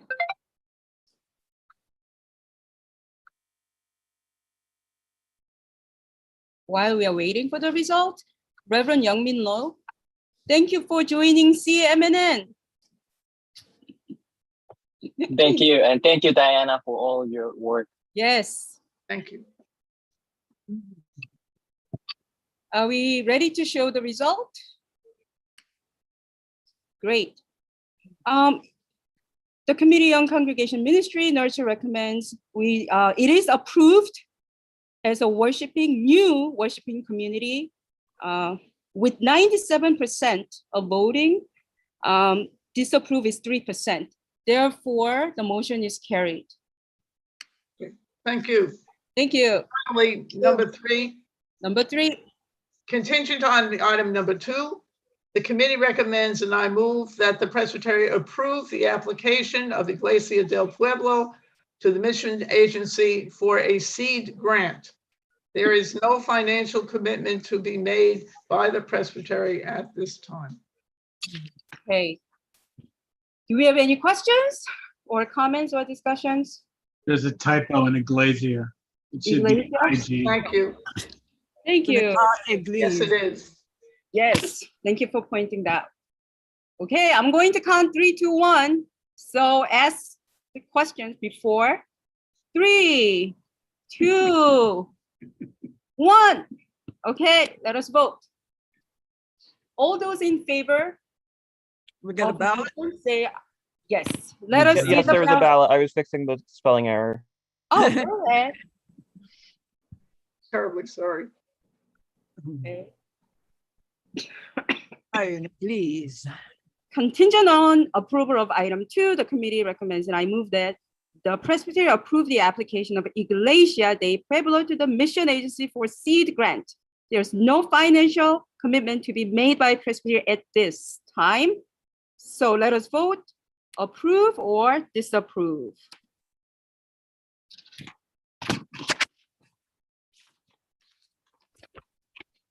Let me just say that I am really grateful for this, this discussion, because it's something that has been invisible. And we really need to bring it forward to say, what is our relationship with these 50 different communities that we have? And not all of them are functioning, and actually some of them are not. We did have a meeting together of about 8 of them via Zoom, and these issues came up. So I thank everyone for their comments. We thank you. Oh, yeah. Yes, Reverend Schaefer? Is it appropriate for this meeting to make a recommendation or to call for some action by the Presbytery to enlist, if not a staff person, a volunteer, an intern or two, to be able to work with the CM&N on some of the questions that we are asking and throwing on them to answer, but without help or great clarity in their formulation? Is that inappropriate for us to do here? Mr. State Clerk? Madam Moderator, yes. Has the voting been concluded? Because you're. Oh, sure. Let us look at the result first. Yeah. Okay. So it is approved with 100%. Yeah. Yeah. Contingent on approval. Yeah. Yeah. Okay. I want to thank Reverend Schaefer for her comment, but I think I would like to move on. Okay. We all want to. Perhaps bring that up at a further meeting. Thank you. Thank you all. Okay. So, Mr. State of Clerk, would you like to answer that quickly? Only the business that was approved by in the docket. So it's something that Dr. Schaefer wishes to have. She can put it in writing to the State Clerk, and I can refer it to the Committee on CMN. Great. Good. Okay. Thank you. Thank you. So right now, I would like to recognize Elder Robert Ryder to give the Committee on Nominations report. The floor is yours. Thank you, Madam Moderator. Good evening, everyone. I am Robert Ryder, Chair of the Committee on Nominations, and I'll be reviewing the Nominations Committee report that you can see in the docket. The committee is presenting 6 nominations for approval. All are being nominated to serve or potentially to serve as commissioners to the upcoming Synod Assembly being held on October 21st and 22nd in Albany. The 6 nominations are, first we have 2 teaching elder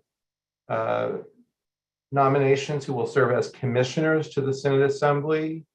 The first is Ashley Dutar-Burt, an at-large member. The second is teaching elder Eric Thomas from Siloam. The third person is also a teaching elder who would serve as an alternate commissioner in case one of the other commissioners was unable to serve. And this role would be filled by teaching elder Althelia Pond from Mount Morris Ascension.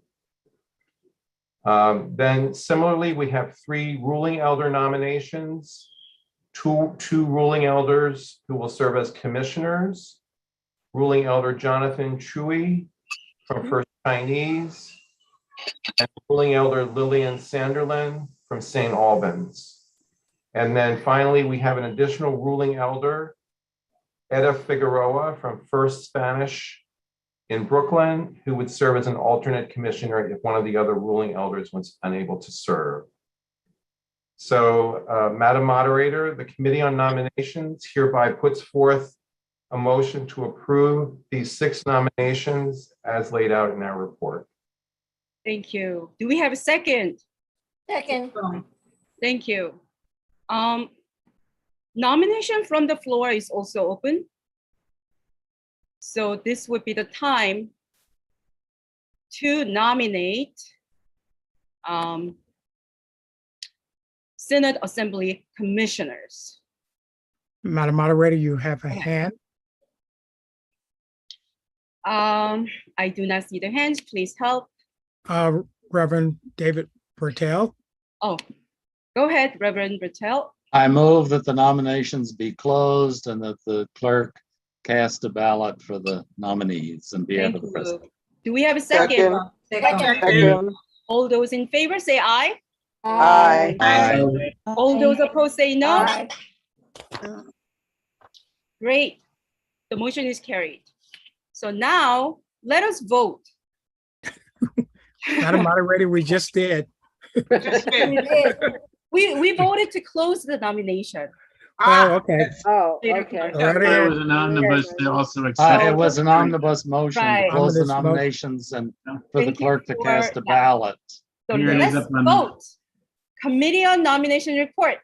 So Committee on Nomination Reports, do we approve 6 of the candidates, commissioners? Right. Do we approve or disapprove? Let us vote. We did vote. You did vote? I didn't see it. vote again. Oh, no, we It didn't makes vote. it Let's super vote. duper official. Oh, well, it's so transparent. Okay, great. I'm a commissioner too, and I didn't get to vote, so I just voted. Thank you for, thank you for your patience. Great. Wow, we have 100% of approval. Wow, great. Awesome. Thank you, everyone. Thank you. Thank you.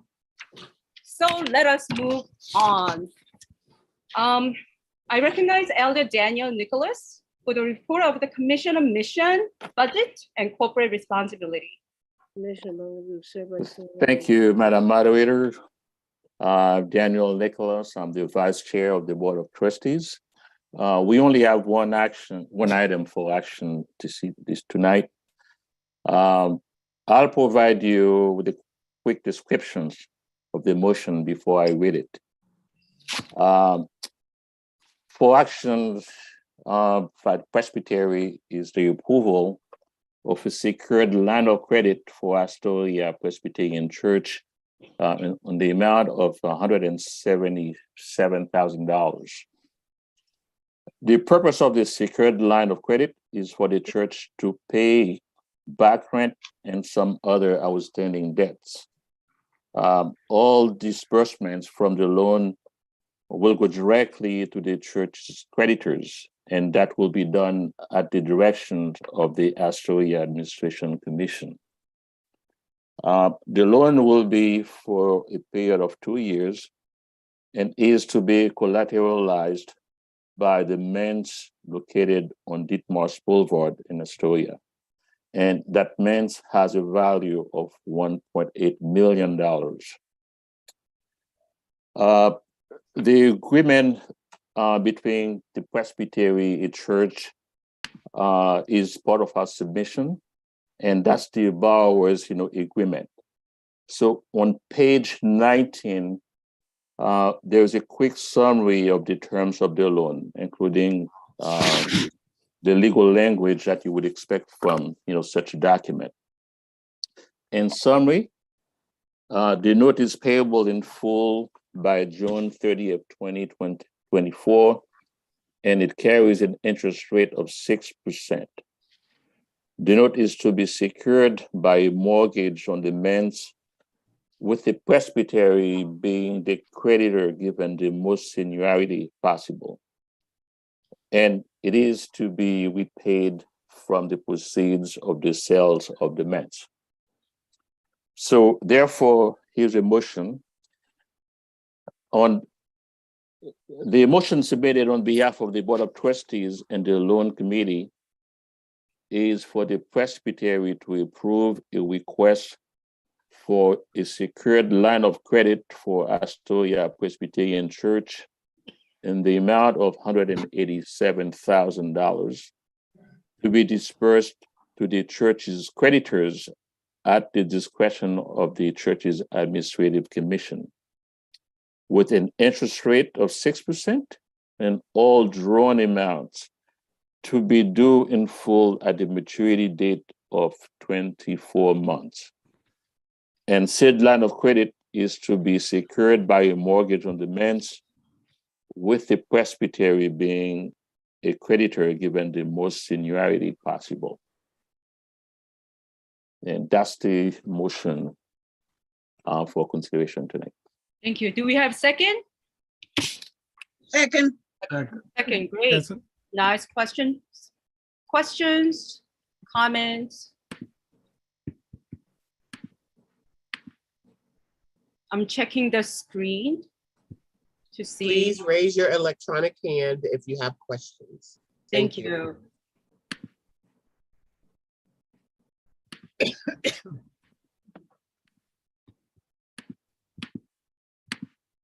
Elder Izet, I do not see any hands up. Do you? Oh, yes. Diana. Elder Diana Bertel. I was just questioning, a 6% on the loan, isn't that a little high for an interest rate? It's a simple interest. It's not a compounding interest. Okay, thank you. Sure. Thank you for the question. Moderator, we have a question from yes. Reverend Shelton. Thank you, Reverend Shelton. And Elder Napoli after her. Okay. I'd like to follow up on Reverend Bartel's question. Why do we charge interest at all? Why not make it, if it's to our own presbytery, an administrative commission shouldn't have to pay interest?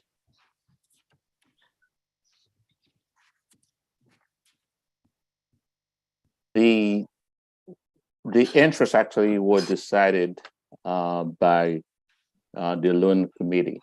I guess it's part of their norms to charge an interest.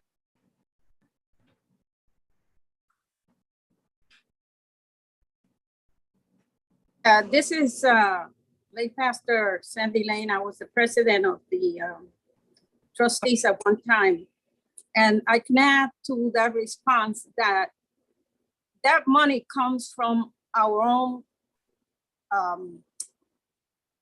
budget, not from our budget, from our funds. And if we withdraw them, if we leave them in the bank, we are earning interest, which comes back to fund our own expenses in churches. So if we remove the money from the bank, we lose on that interest. So we like to continue to earn on that money, even though it's out. And it is a policy of the Presbytery that has been in place for many, many years. And we do charge every church that borrows money. But this is not a church. This is an administrative commission. An administrative commission doesn't have a source of money to pay the interest. That's why they're asking for a loan from the Presbytery. An administrative commission serves as the session of a church and therefore has control over the finances of the church, and they would have control of the proceeds of the manse if it's sold, and therefore will be responsible for turning that money back into the Presbytery as a payment for the loan. But the money's going to go to the Presbytery anyway. When a manse is sold, where else would that money go to? The only pocket receiving, this is just the Presbytery giving money to itself. So the whole idea of interest seems to me ridiculous. Okay, I see the hands up. Elder Christopher Mason. Madam Moderator, Yes. we did have Elder Napoli whose Oh, hand was right, up. right. Thank I you. don't see it now. Elder Napoli, do you want to speak? Yes, just a question for clarification. Since this, I'm Elder Rosemary Napoli and I'm from 4th Avenue Presbyterian Church in Brooklyn Bay Ridge. My question is, because I need clarification on the Astoria First Presbyterian Church, just the history. How did they get into arrears of this amount of money? I'll refer that question to the AC to respond. Madam Moderator, I don't see Elder Jeff Porter, who is the moderator of the AC in the meeting. Right. Let me give you the elevator portion of what I understand is, like all churches during this time of COVID, they did not have sufficient tithes and offerings. They are in a renting position for their worship space, and a lot of this money they needed to pay creditors that they ran up during the 2-year period of which they were out of the church building or not able to hold worship services on a continuous basis. They're like many other congregations. All right, thank you very much for that clarification. Thank you. Madam Moderator, we have Elder Chris Mason. Elder Mason? I just want to perhaps help clarify something that Reverend Shelton was mentioning, which is the actual note here, which is part of what's attached in your materials. If you looked at it, you would notice that the borrower here is actually the church. It's actually not the administrative commission. It's just the administrative commissioner is signing on behalf of the church, number one. Number two, the manse is not a property of the presbytery. It's still a property of the church. So I think it would be an interesting situation if an administrative commission to do its work was asking for money for its processes, but that's not this case. This is a church. The note is being made by the church. The property is the church's property, and therefore it's appropriate that it be set up this way, I believe. Thank you. Thank you for the information. Okay, do we have more questions?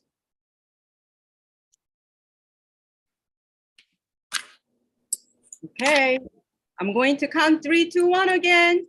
Madam Moderator, I do not see any other hands raised at this time. 3, 2, 1. Great. So let us vote. All those in favor say aye. We have a poll. Madam Moderator, we have a poll. Go ahead, present the poll. Thank you so much. Sorry, BOT line of credit for First Astoria Church for $187,000. Approve, disapprove.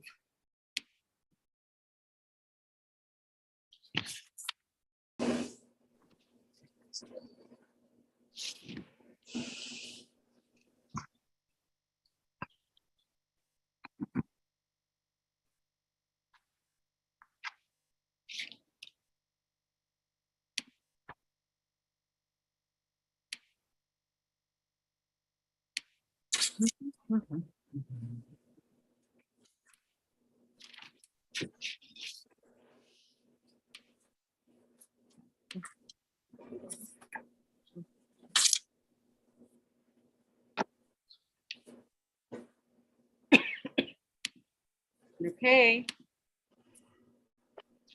Here we go. It is approved with 95%, and disapproved is 5%. So the motion is carried. Thank you all. Madam Moderator, Yes. I would like the minutes to reflect that Reverend Theo Reggio did Mhm. not vote Sure. as she was the immediate pastor of First Astoria Church. Thank you. So friends, I have a question for you. It has been 2 hours. So can we have a short break? Do we have a motion to have 5-minute break? So move. Second. Hey, those who are in favor say aye. Aye. Okay, so see you all in 5 minutes. Thank you. Donnie?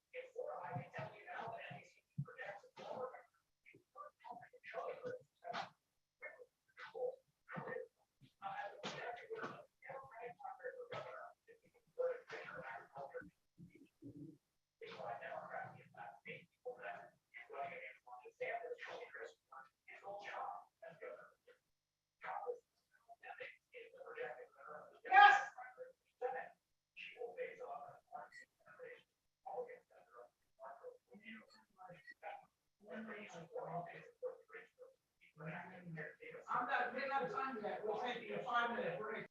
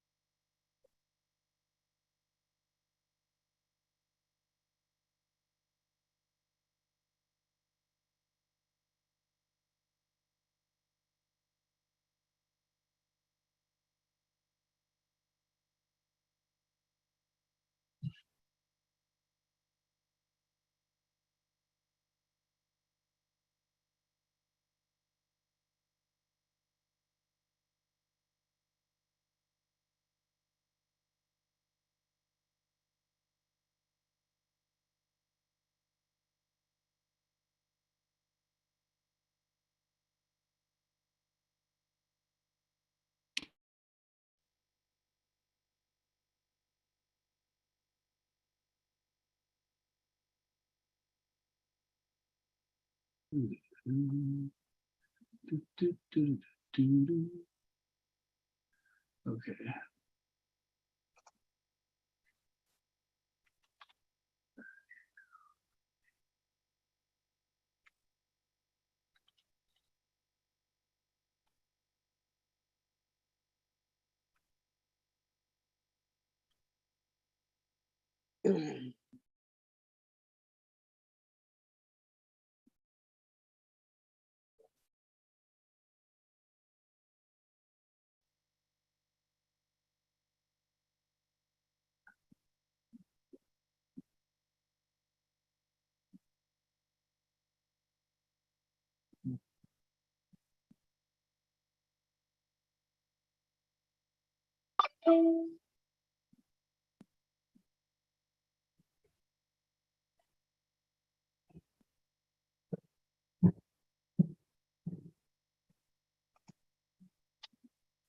Okay, we have 1 minute. Oh, it's 8:05. Are we all here? Yay. So first, I would like to thank our chair, Personnel Committee, Reverend Eric Thomas, for being patient and allowing us to have 5-minute break. Okay, so let's see if everyone is here. Oh, awesome. Okay, so at this time, I would like to recognize Reverend Dr. Eric Thomas for the report of the Personnel Committee. Thank you, Madam Moderator, and good evening, everyone. I'm going to try to be as succinct as possible while pausing for questions.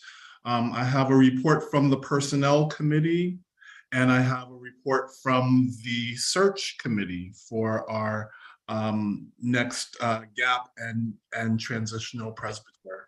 So this is kind of a 3-part report. Part 1, in July, the Personnel Committee met with Reverend Dr. Bob Fultz Morrison and had an exit interview with him. We exchanged lots of laughs and well wishes. We, the Personnel Committee, really want him to lean into healing and replenishment and restoration. In so doing, we authored a covenant of closure. A covenant of closure because of the fact that we know that he is going to remain in the bounds of the Presbytery of New York City. We wanted to make sure that there were healthy boundaries about how we tap into him and how he taps into us and how we're able to live together. The Personnel Committee wrote a draft. We sent it to Bob. Bob sent us edits, and we came up with the final version, which is attached to our report. So please join the Personnel Committee in wishing Bob well. He said that he's going to make it a point not to be at the next couple of Presbytery meetings, so that the community would get accustomed to him not being there and give space for transition to happen. And so that is part 1 of the report. So please refer to the covenant of closure. And I just want to reiterate that that was written both by the Personnel Committee and by Bob. So it's not like we shoved it at him and made him sign it. Both of us wrote that. Part 2, this is more from the Search Committee. Several of the members of the Search Committee are here, and so I want to acknowledge them and thank them for their leadership. So I'd like to give you an update on the gap presbyter search, then the transitional presbyter search, and then we have a motion for the Presbytery to consider a project. First, the gap presbyter search. We have identified 2 finalists, and we are going through the motions of finalizing the process by which we're able to ask the stated clerk to call a special meeting of the General Cabinet to approve our recommendation. So we are on track to have that person, God willing, and the creek don't rise, in place by Friday, September the 16th. As we know, Yvette Swavey-Lipton is our acting EP from the time that Bob left, so from August 1st until September 15th. So the person, the candidate, if all goes well, will begin their role on Friday, September 16th. So we're hoping that all of that will move on. For the transitional presbyter search, the job description has been created and finalized. It is shared on the Presbytery's website. It has been kind of forwarded by Sandonna Ashley, who is our Synod Transitional Presbytery leader. We've asked Warren to forward it to his group of mid-council leaders. Gazette has shared it with neighboring presbyteries. So that's some of the initial work that's on the ground. We are in the midst of creating the mission information form, or the MIF, for the presbytery. That document is a little bit difficult because it's created for congregations. It's not created for presbyteries. So there's a little bit of retrofitting that has to happen. But again, we expect that the MIF will be in the Church Leadership Connection electronic universe by the end of this month, the very beginning of September, so that we are officially a nationwide search. So we are expecting that the transitional presbyter will start at least by January 1st, 2023. Depending on how the search goes as it rolls out, if we find that we have located our recommendation or our candidate earlier than that, then we will take those steps.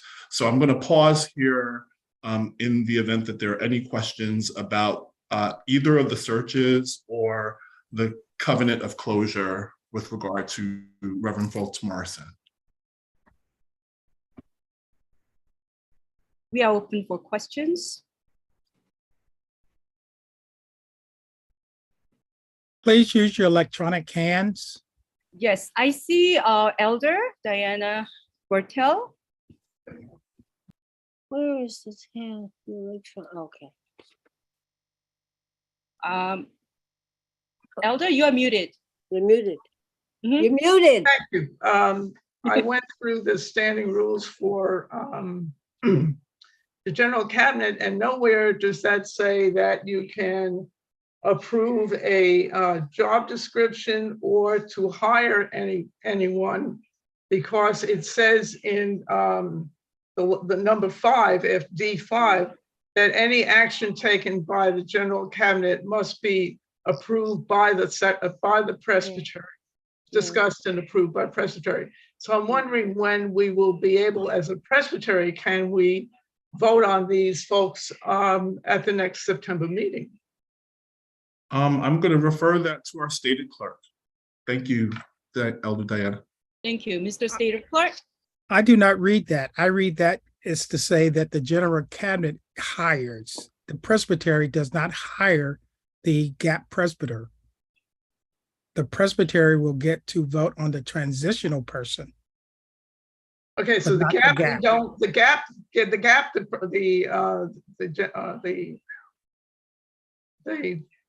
general cabinet can hire. Right. But the presbytery will have to hire the transitional. Is that correct? That's correct. Okay. And the idea would be, remember, our December meeting is December 6th. If the transitional person is not selected by that date, we will likely have a call meeting either in December sometime, if it's after December 6th, or before or early in January. And the other question being is the job description for the transitional, that wouldn't have to be voted on by the presbytery? If you remember at the June meeting, you approved the search committee, and in that motion was for them to develop a position description and move forward. It did not have a requirement for it to come back to the presbytery for a vote. Then we're out of order. Because if you go to the standing rules, I mean, that particular D5 says that actions taken by the general cabinet must be voted on by the presbytery. By the presbytery, yeah. That's not the way I read it and interpret it. I read it as that the person because it's the same as in 2016, you did not take to the presbytery the stated clerk. And I was there for the meeting. I was introduced. It was the search committee and the general cabinet that hired me. And then the next group, which was a search committee that was created by the general cabinet for the stated clerk in 2017 and 2018, I started as your elected stated clerk. Okay, thank you. Okay. Oh, yeah. Reverend Schaefer? Yeah, I understood something totally differently. I understood that the GAP person needed a job description right away, and that we went along with that. But I do not remember at that general cabinet meeting that we approved that the job description for the transitional AEP would be shaped and just published by the search committee, that these were two very different items. And now I'm wondering if, and I think I said in an email to Dr. Thomas that that the general cabinet may have made a mistake in saying, hey, this is not going to go to the presbytery, and it could be that we were out of order. But what another issue that I have, if the presbytery has not approved the job description or even seen it before we are giving you the authority as we did to go hunt, because the standing rules, I think, have been violated. It's quite possible that this advertisement that's been going out now to everybody and will be going out on the MLF, if it isn't approved by the presbytery, could be in violation of New York City's HR code. And I checked with them, and we would be in a legal issue if the presbytery did not approve it. Dr. Schaefer, please help me understand what New York City HR department has to do with New York City Presbytery, and where in the standing rules do you believe that the general cabinet has violated? Well, because the GAP person, for instance, I think we did give the search committee the go-ahead. Not talking about the hiring. I'm talking about the job description, to shape the job description for the GAP person. Yes, but I remember at that meeting we did not do that with the job description for. The problem is we don't have any minutes of that meeting for the transitional presbyter, that we were to see that job description and the presbytery was to approve it. I remember distinctly separating the two job descriptions out. So I am concerned about the legal issues that could be involved. And but most of all, I'm concerned that the presbytery itself does not own this job description, nor has the capacity to see what's in it before it's away. I've seen it, and I'm sure some other people have seen it. But there's no possibility for amendments. There's no possibility for changes, no possibility for discussion. And as I understood, and maybe I'm wrong, it was not going to go out on CLE until sometime after, sometime at the end of September. And so amendments could be then maybe at this presbytery, at the presbytery meeting, be made to it. That was my understanding. And that's what I sent to you, Eric. So this is my concern, that the presbytery does not own approve not just the person, but the way that person is going to be functioning in his job.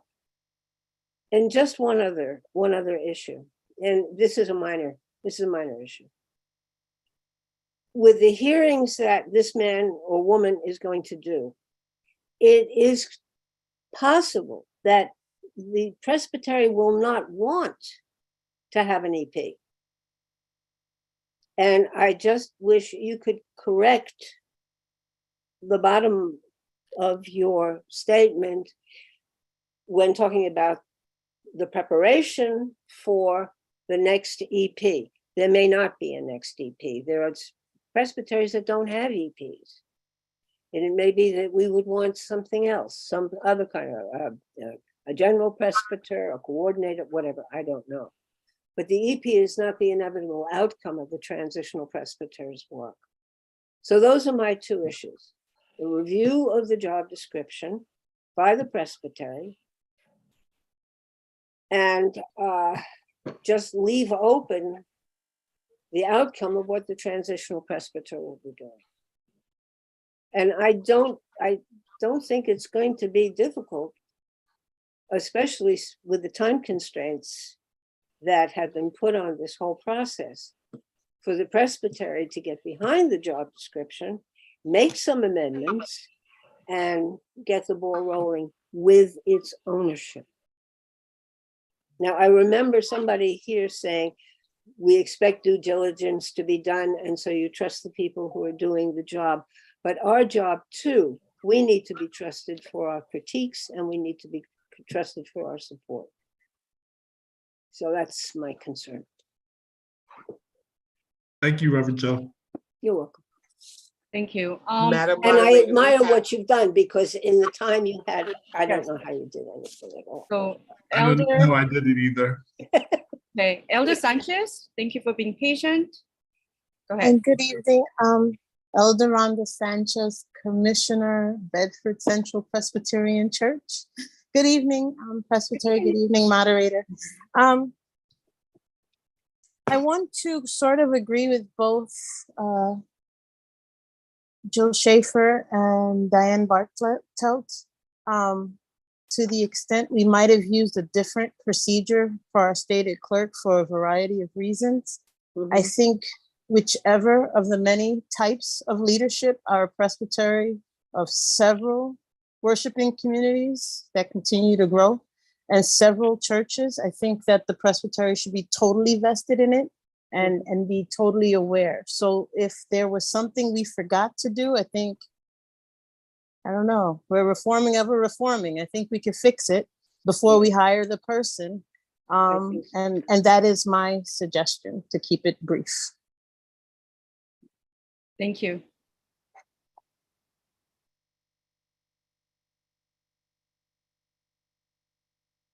So I'm not sure where we go from here.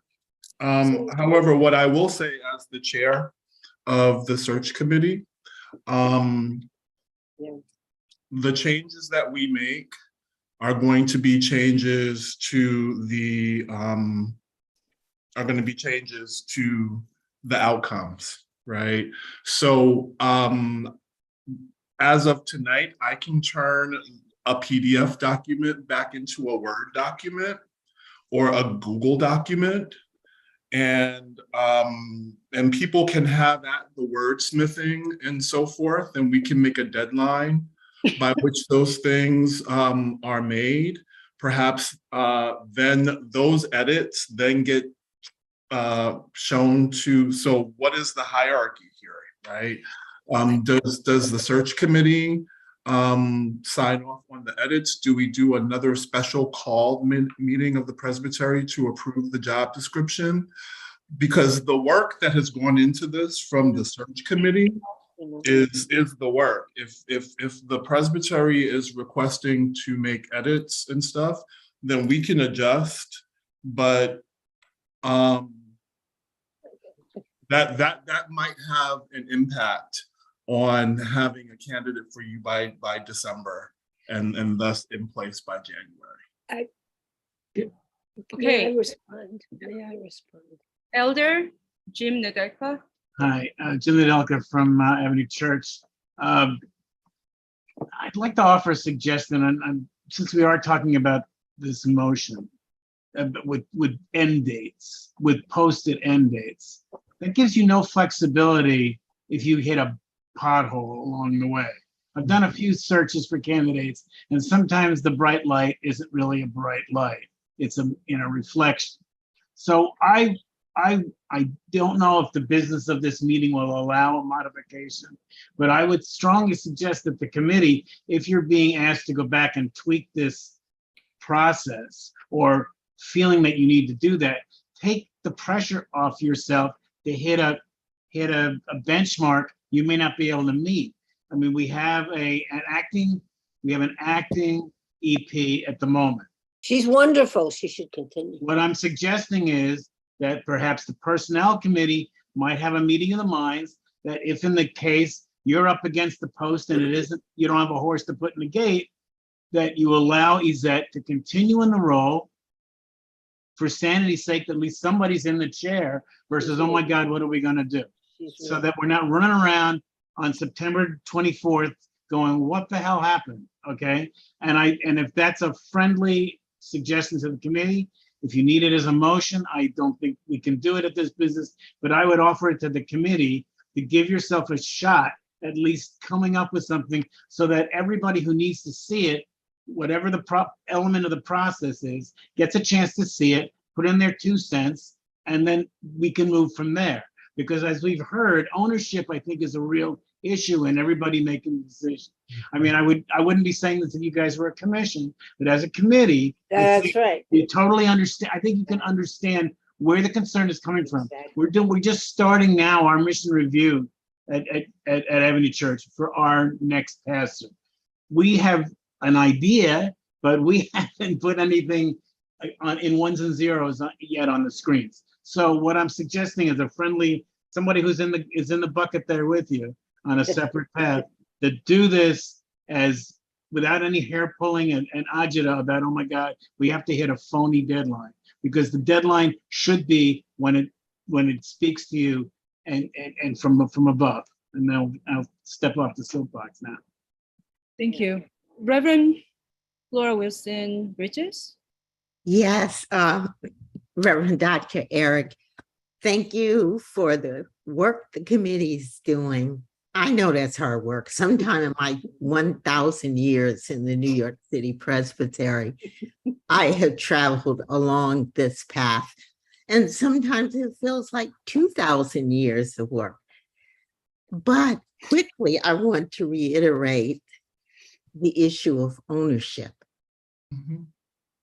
That is key to all of this, both for the job description itself, as it's been brought up. That should, I don't know whose decision it was to make mostly everything under the purview of the general cabinet. Right. But in the past, community type town hall meetings were called, people were asked, churches were asked. I know we're in COVID now, and so there may not be that possibility of all of that personal engagement, but it is very important for both job description, because it's true, who said that we even have to have an executive presbytery? Who said? And also, certainly, as the presbytery moves forward, there needs to be ownership and buy-in. And so, yes, take the pressure off yourself in the committee, but make sure that there is more engagement, because right now it seems like the horse is out the barn and going down the road. And the presbytery may not have had, a lot of interaction. But again, thank you, Reverend Doctor. Thank you. Mr. Stephen Clark? Thank you, Reverend. Well, what I'm hearing is I would then suggest, and it's not on the on the docket, it hasn't been approved on the docket, is that you are seeking to set aside the standing rules of the Presbytery, because that's what you're doing. Because on page 14 of our current standing rules is a very clear definition of how the two elected people in the Presbytery is done for the EP and the stated clerk. And it all centers in the general cabinet. And clearly on page 14, it says a notice of election of a EP or stated clerk shall be mailed to presbyters 10 days before any called meeting, and that the general cabinet shall report its actions. Now, I didn't write it. I'm just interpreting it. These are your standing rules. And then back on page 22, once again, it states how, if there is a vacancy due to disability, death, or resignation of the EP, stated clerk, and then the moderator and moderator-elect. These are your standing rules. You can either abide by them or you can toss them to the wind, but you can't do both. Well, okay, then I have Reverend Peggy Thomas, go ahead. Okay, now. I would like to offer a suggestion. Go ahead. Certainly, we will be helped to gain ownership if there are ways in which we can all participate, either individually or as a body, in discussing what we want in the next person that will come. However, there is nothing worse than a job description prepared by a committee of a whole in which anybody can add one more item and one more item.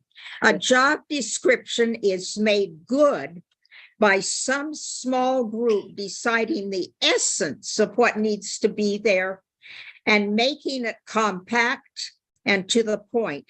Amen. That is not the work of a big group of people. That's the group that can be done by, that's the work that can be done by a search committee.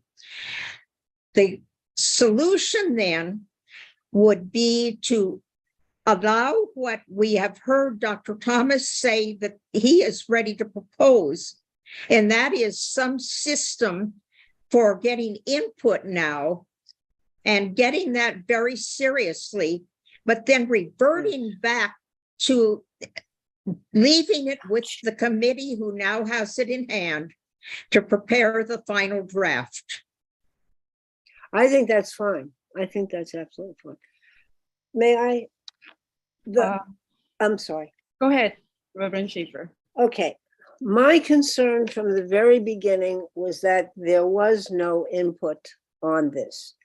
I've written drafts myself. I know what this is like.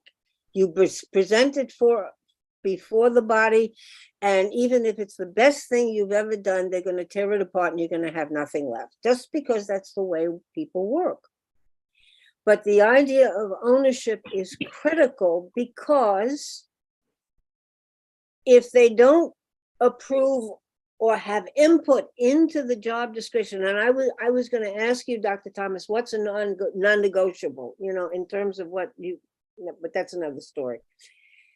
If you don't have ownership, not only are they going to reject the job description, worse, they're going to reject the person, so that the person is already alienated from the presbytery before she or he ever hits town. And I know what has happened in the past. So I would say to get consensus on the job description or on input into the job description is also to welcome the candidate once that candidate is put before the presbytery. Okay. Before we go on to the next person, Reverend Eric Thomas, could you please explain a little bit about the very first meeting?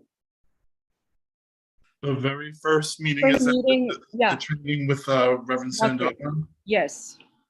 Yes, we were, so Sandona Ashley, who is the transitional presbyter of the Synod of the Northeast, met with the other 11 members of the search committee, talked us through the process of creating the search, of creating this job description, talked to us about what sticks out in my mind is the fact that if we created a place that said that we are requiring a certain amount of years of experience, that we're completely cutting off all the people of color who across the denomination who are eligible to apply for this role. Wow. Right. So I mean, so some of this is, I mean, this bleeds into other areas in terms of entryways into mid council leadership. Information across the denomination, like from the level of seminaries and CPMs, for people who want to become stated clerks or who want to become transitional leaders. I've taken as an interim teaching elder, the Princeton Seminary Transitional Leadership Parts 1 and Part 2. I think that there is an executive version of that, but basically we're cutting off all of those by putting in, these years of experience. Is that what you're talking about, Elder Tari? Was there something that I was missing from that you wanted me to convey? No. I just wanted to bring to the attention that it was not just personal committee or EP committee. You are monitored by and guided by our transitional, like Synod executive. Yeah. Right. So I missed the lead. So Madam Moderator was trying to say that not only did we, work on this description, it was read by the stated clerk, by the acting EP, by our Synod transition leader. However, what I hear you all saying is that ownership is a big part of it. So I don't know, how best to move forward. Again, in the academy, I can share a Google document and you can track changes, right? But some entity is going to have to be in charge of what changes are accepted and what changes are not accepted. And at some point, the search committee has got to be the search committee. I can only go by the past because that's all I know. I'm just trying to look into the future. Okay. I'm wondering, and shut me down if I'm going off. If in the job description there could not be someone in your deliberations from COM. Now let me tell you why, and then you can knock it down. I'm curious. Yes, why? Okay. When we looked for, I was on COM when we looked for an executive presbyter. Now, maybe the rules have been changed, and okay. But we were the ones who approved the job description. COM did that. This committee on ministry did that. And so we also were sort of the nexus, not the general council at that point, but we were the nexus of whatever was going to be presented to the presbytery. So the job description itself had been developed and been approved. I can't remember the mechanism. I cannot remember, but I do know it was approved. So COM, which was much closer, but it was a committee, not a commission. The COM, which was much closer to presenting the job description and the candidate to the presbytery, had a much greater role to play. I'm not saying we should go back to that, Because obviously that's not the way it's being done now. Obviously the standing rules have been changed. But I'm wondering if you could not bring into your tweaking, not the entire presbytery, but to get presbytery ownership of it, somebody from CON. Am I way out of base? Am I way off base? Is there another way to go? Thank you for the suggestion. Okay, let's go on to the next person because they have been waiting for a long time. Moderator, we Yes. have Reverend Yao from Pangmanso, and after that, we have our stated clerk. Sure, Reverend Yao. Yeah, moderator, good evening. And I have a simple question. The quotation given by the stated clerk regarding the standing rules. My question is it possible for a search committee or any other committee empowered by the Presbytery to look for an executive officer or any officer of the church Presbytery to be hired by the committee or the general cabinet without due approval by the Presbytery? Is it possible? The answer to that question, Reverend Yaw, is no. No. No. Presbytery would have to vote to approve the person. And if they want to be a member of the Presbytery, they would have to be approved by the Commission on Ministry if they are a teaching elder. But they don't necessarily have to be a teaching elder. It could be a ruling elder as well. That's correct. So which means it settles the issue of ownership and the job description and all those things that we are discussing. Obviously, the ownership will be by the Presbytery and the approval will be by the Presbytery. Then we allow the search committee to do their work. Yeah, there's nothing about the search committee doing their work. It's the job description that has not been seen by everybody. That's the point. The job description. That is important point. Yeah, that's the point. The Presbytery needs, if the Presbytery is separate from the work of who it's going to lead the Presbytery, whomever, even if we hired Jesus, there would be suspicious. There would be suspicious. And we have suffered so much from separation and alienation and distrust on just about every level. I'm surprised that the Presbytery, through this trial of COVID, is so well honed and well loved by one another that we're having this conversation.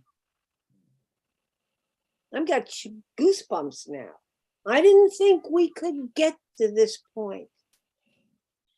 So let's not, forgive my language, screw the pooch, and grasp this need of the people to be together on this search, which means trusting them and they're trusting the leadership.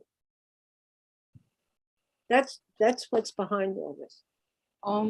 Dear State of Clerk, yeah, would you like to speak? I can only say, reiterate, we have a process. It's in our standing rules. Nowhere does it state that the position description has to be approved by the Presbytery. And if you go back to the last 45 minutes of the June 7th meeting, you will not see anything in that meeting when Dr. Thomas was making his presentation on the Personnel Committee. There was no motion. There was no question about the Presbytery having to approve the position description. If that was the intent, it should have come up at the June 7th meeting when the 11 members were approved. He laid out the process, and what's in the standing rules is in the standing rules. Like I said, the Presbytery is meeting. If you wish to take the extraordinary step of setting aside your standing rules, I wouldn't advise it, but it is an option. I would like to suggest this. Yeah. When the Personnel Committee began, the committee reviewed the standing rules, and it was guided by our synod leader. So yet it seems like that we are not agreeing on the interpretation of standing rules right now. So, Mr. State of Clerk, is there any way that we could ask the synod leader or the higher leader to review our standing rules? I think that could settle down. That's my suggestion. No, because the person to interpret the standing rules is the state clerk. Yes. The problem here is it's not in there. There's nothing written that says that the position description has to be approved by the Presbytery. That's the problem. If that's what was needed, then that should have been written in, or motion should have been made at the June 7th meeting. Yes. But I had to ask that question. Sure. Because Yes, it seems like everyone is asking that. Okay, great. Moderator. Now, yes. We have Diana Bartelt, who is raising her hand, Elder Jim Nadelka, and Elder Justina Tina Serlin, in that order. Thank you. Since Elder Justina Serlin have not. Diana Bartelt. Diana Bartelt. Okay, go ahead. Thank you very much. I'm wondering if we can do this and bring everyone together by saying whenever the final version of the job description is put into place, even if it's out there and everything, even ex post facto, we approve the job description at the next stated meeting. Yeah. That is to say the cabinet or the Presbytery. Presbytery. Yeah, I think so too. And then the Presbytery will have ownership, and it will not be amendable. It will just be, this is it, approve or disapprove. Yeah, I up or down. I think we can do this. Now I've got a problem because I would like to know. I have a problem now, not with what you're saying, but what is for that job description, which is almost a wish list, not a wish list. It's a list of a job that never ends, because there isn't some kind of, not accountability, but goal and objectives that has to be that person has to be able to achieve. What for the search committee in the job description that they have created is a non-negotiable. Matt. Okay. As far as the Mr. State of Clerk. Yeah. Right. Moderator, we are way out of order. Yeah. Okay. Yeah, right now we are out of order. Point of order. Okay. So Elder Jim Nadelka. Real quick. Earlier, we were discussing a motion and the potential to defer that motion to the following meeting. Right. Possibly, here's a way we might be able to address all the concerns. Reverend Thomas, would it be practical if your committee would receive commentary from the body the Presbytery by the 31st, next Wednesday. Hear me out. What I'm suggesting is we don't know what's in the body of the job description. I think that's an issue as well. If your office could turn around the job description and email it to everybody who showed up at this meeting tonight, commissioners, okay, give us the transparency or at least the view into your efforts, which I know are monumental. Then for the next week, to the 31st, 5 p.m., allow for comments from those who are interested about potential inserts into the job duty. And then you guys. September 9th is when the deadline for the next packet is there for the next meeting. If you get, I'm thinking that in those 9 days after the 31st, your committee, whether a committee of 1 or 2, 3 people, could potentially incorporate whatever's in there or potential additions to the job description, which we would then vote on the end of the month in the meeting. Hand in hand with that, it would also potentially require extending the current acting EP until such time as the job description for the transitional person or the gap person is already in place. I don't know if that's a practical thing for your committee. Go ahead, and you're muted, so I can't hear you. I was just going to say, just as a point of information, we're good on the gap. We're good. We're talking about the job description of the transitional presbyter. Right. We're good on that. So in the spirit of grace and graciousness, in the spirit of being co-laborers, because the search committee doesn't, need ownership or authority of a job description, right? So I just want to invite everybody to take a deep and cleansing breath, right? I do want us to understand that when we take these 9 days and when we put these things together, so I'm doing work twice now, which is okay, I guess, for the bigger picture of having there be ownership of this, right? So that we can send something that everybody can stand behind on September on the next Presbytery meeting. And then the chips fall where they may. Like we will see a person or receive a person, we'll extend the gap person or appoint an acting person. But I think that it's important for us to mark this moment in time that this is why we made this decision.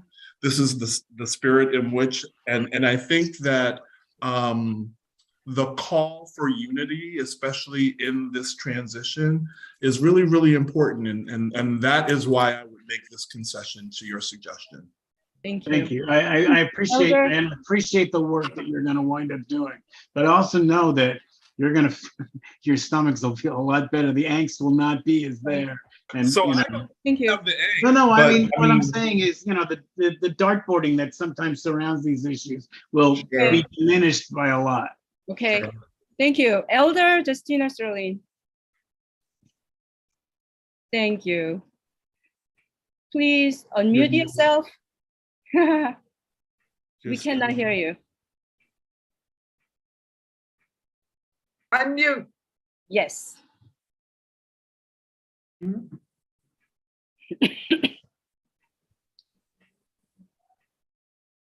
Please unmute. There we go. Got it. I would like to call the question. It is almost 9 o'clock.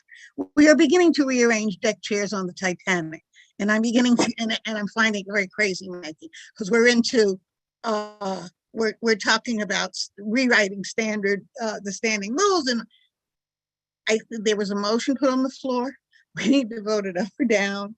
We need to go home and prepare for the meeting in September, because we're beginning to we're beginning to theorize stuff that's, and the bottom line is you're going to, if you want to tweak what a search committee deals with both for the transitional and the permanent. That's down the line somewhere. I would like to go home tonight. I think we need to take a deep breath. Reverend Thomas has done his work. The committee has done its work. They did good work. I think we need to operate on his recommendation. See y'all in September. So I have a question for all of you. Do you know the motion? Do you remember? There is no motion. I know, exactly. There's no Report. motion. Yeah, I just think, report. well, accept the report. Accept the report. Thank you.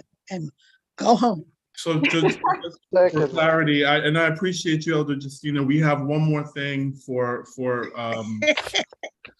never that easy. But I want to make sure that everybody is feeling I'm okay with letting there be a 10-day period of those who wish to make comments can make comments. I'm okay with that. Yes. So let's just let that be how it is. Send your comments to search at Presby NYC. So everybody can go to the Presbytery's website and they can click on the job description. And as if you're applying for the position, you can put your comments there. And the search committee will accept or not accept those edits and present it for approval at the next Presbytery meeting. Okay. Good. So Elder Serlin just called a question. So let us vote. All those in favor of stopping debate and voting. Do we now have a say poll? aye. Wait a Oh, we have a second. poll? Can we speak to calling the question or no? No, you don't. This is Call all the question. Call the Call the question is not Not debatable. debatable. It's not debatable. Yeah, we just stop. We have to stop there. Madam Moderator, didn't you not just say that there was no motion on the floor? So there's There was no motion, to take right? All? Right. I thought the motion is to wanted to- accept. Yeah, to accept the report. That was That's the motion. Well, But now we there haven't is a even motion discussed that's the in the third part of report. the report. We are not there yet, right? We did not even discuss the third part of the report yet. So he just presented two, reports. Okay, before we do anything, I would like to ask Reverend Nancy Talbot. No, I was just going to say he hadn't finished his report yet, and there is a motion. There is So, an actual motion. there is an actual Third motion. of the There's no report. motion so far. There's no motion so far, just the report. All right, are we okay? So for those of you who wish to make edits, go to the Presbytery website. The job description is there. Send your edits to search at presbynyc.org and we will receive them there for the next 10 days. Okay. And I will bring back the job description for approval in the next Presbytery meeting. Right? Thank All you. right. So here's a motion. Here's a at 9 o'clock at night. So much of what we've been listening to with regard to our new worshiping communities and the churches that are kind of on the vine, this motion speaks to that. The search committee is recommending to the Presbytery that we ask the Board of Trustees to fund a project of listening sessions and focus groups with a cost of $70,000. This is unbudgeted for funds, which is why the Presbytery is asking the Board of Trustees to find these funds. And as you'll see in the report, that the purpose is while we are doing this search for the transitional presbyter, this group of consultants can do these listening sessions and focus groups with key subgroups of the presbytery. There is a list there that includes congregations without pastors, new worshiping communities, etc. The racial ethnic caucuses, you can see that in the report. The idea is that we gather kind of the hopes, the opportunities, the wishes for the future of our ministry and our mission. This is kind of the mission study review kind of data that we're collecting from these different groups and organizations.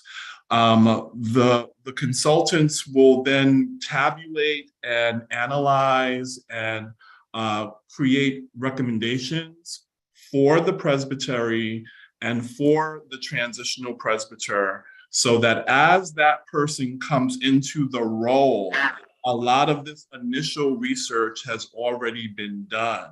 So the transitional presbyter comes into the role already ready to take a baton from the qualitative information that has been formed. There is a breakdown of the budget, and there are bios of the consultants. In your report, at the time that I was trying to meet the stated clerk's deadline, I missed 2 bios. So there are actually 5 consultants. They include Amantha Barbie, who is a teaching elder at Oakhurst Presbyterian Church in Atlanta, Georgia. Thank you, Reverend Yiza. Could you scroll up or to like the last page with the— Not a Reverend yet. You are the honorary. Those things as though they are, you know. Could we go to the 3rd page where the bios begin? So it's Larissa Kwan Abazia, it is Amantha Barbie, it is Molly Castile, it is Joanna Kim, and it is Bruce Reyes Chow. All of these are denominational leaders who are in their own right trainers in anti-racism, in Matthew 25, in multi-ethnic, multiracial ministries, and they're uniquely suited to be able to work with us as we are articulating for ourselves what ministry looks like as we are living through pandemic and protests and politics of this time. So this report is in your docket. What's not there are the bios for Bruce Reyes Chow and also Amantha Barbie. And I'll pause there for your questions. Questions? Okay, Elder Brenda Berkman, go ahead. Yeah, hi. I'm Brenda Berkman. I sit on the Dismantling Systemic Racism Working Group of the New York City Presbytery. And I'm also the chair of the Justice Ministries Committee for the Presbytery. I appreciate the lateness of the hour, but just keep in mind that I've waited 3 hours to speak on this particular part of the personnel report. And I think it's important that we not rush through it in order to, and that everybody on this call have an understanding of how this process has been playing out. Dismantling Structural Racism was asked to endorse this proposal from personnel for a contract with these outside consultants. And at the time that we were first presented with this in July, the proposal looked somewhat different. It was for more money, and it included a longer period of time, and it included a section whereby the consultants would walk alongside, as it was put, the DSRWG in our work. And at that point, Reverend Brashear was our chair, and he went off to his trip to Europe and unfortunately suffered, this serious illness. Before he left, The committee had reviewed and discussed, the working group had reviewed and discussed the proposal, and we had a number of questions. We had a lot of questions about how the consultants were selected. We had a lot of questions about how the information would be transmitted to the presbytery, whether there would be data and information that would come to the committees, such as the Dismantling Systemic Racism Working Group or the Justice Committee. And we gave those questions to personnel, and Reverend Thomas kindly met with us. But at the end of our meeting, we still had questions, which we then asked personnel to answer. Instead, what happened was that this section about working with the Dismantling Systemic Racism Working Group was lopped off of the contract. But our working group still has major concerns about this, which I want to bring forward to you all, because it speaks to this whole discussion that we've had about creating community, creating buy-in, allowing the presbytery committees and working groups to be part of the process of developing our work for the presbytery. Right now, instead of getting information, instead of being part of the process of, say, working alongside the consultants to develop the kinds of questions that might be asked of all these many groups that they intend to talk to, you know, our working group has been shut out. And so, you know, maybe the presbytery is okay with this. Maybe they don't want the working group to be part of the process of looking at our presbytery as a whole. But I just think that you should all know that this is a huge concern for the working group, that the personnel committee has, you know, moved ahead with this consultant proposal and hasn't really responded to the questions, a lot of the questions of the working group. So I guess I'm asking you to vote down that part of the proposal until there's some changes made to the agreement with the consulting group.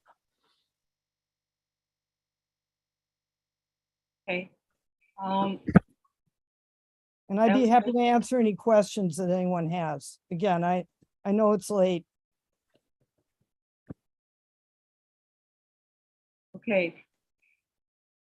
I have a question. I have a question. I I raise my see- hand. Yes, I see Elder Mason's hand before you. Okay. So Can I just go ahead. ask, would you mind taking down the yes, the screen share so we can see people? Yes. Thank you so Go much. ahead, Elder Mason. So it's I'm Chris Mason from Big Presbyterian Church.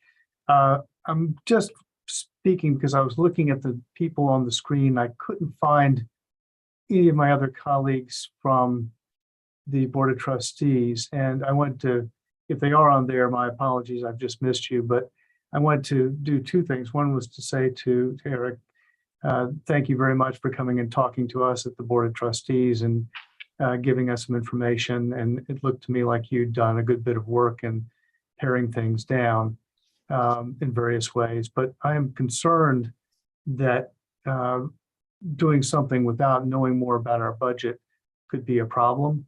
And I think you were very honest in saying this is unbudgeted information, unbudgeted items. And I don't think the Presbytery knows what our budget would look like. But I think we will know in our next meeting. I think that's something that's going to come up. And it might, to my mind, it might be very useful to know those two things at the same time. If, and this is a question to you, Reverend Thomas, if waiting until then would not throw off your ability to hire these folks, if that was the decision of the Presbytery. If we were able to make a decision in September, that would not throw us off. Okay, that would be my feeling, and I will I'm not going to make it as a motion yet because I'd like to hear the other people already had their hands raised. But depending on what they say, I might come back and make a motion that we put this over to the September meeting. But I also might be moved differently by what I hear. So thank you very much. Thank you, Elder. Go ahead, Reverend Rosario. Yes. Madam Moderator, Yes. prior to Reverend Rosario, we have Reverend Wilson Bridges, Oh, okay. then Reverend Rosario, and then Elder Hoffman in that order. Okay. So go ahead, Reverend Bridges. You're muted.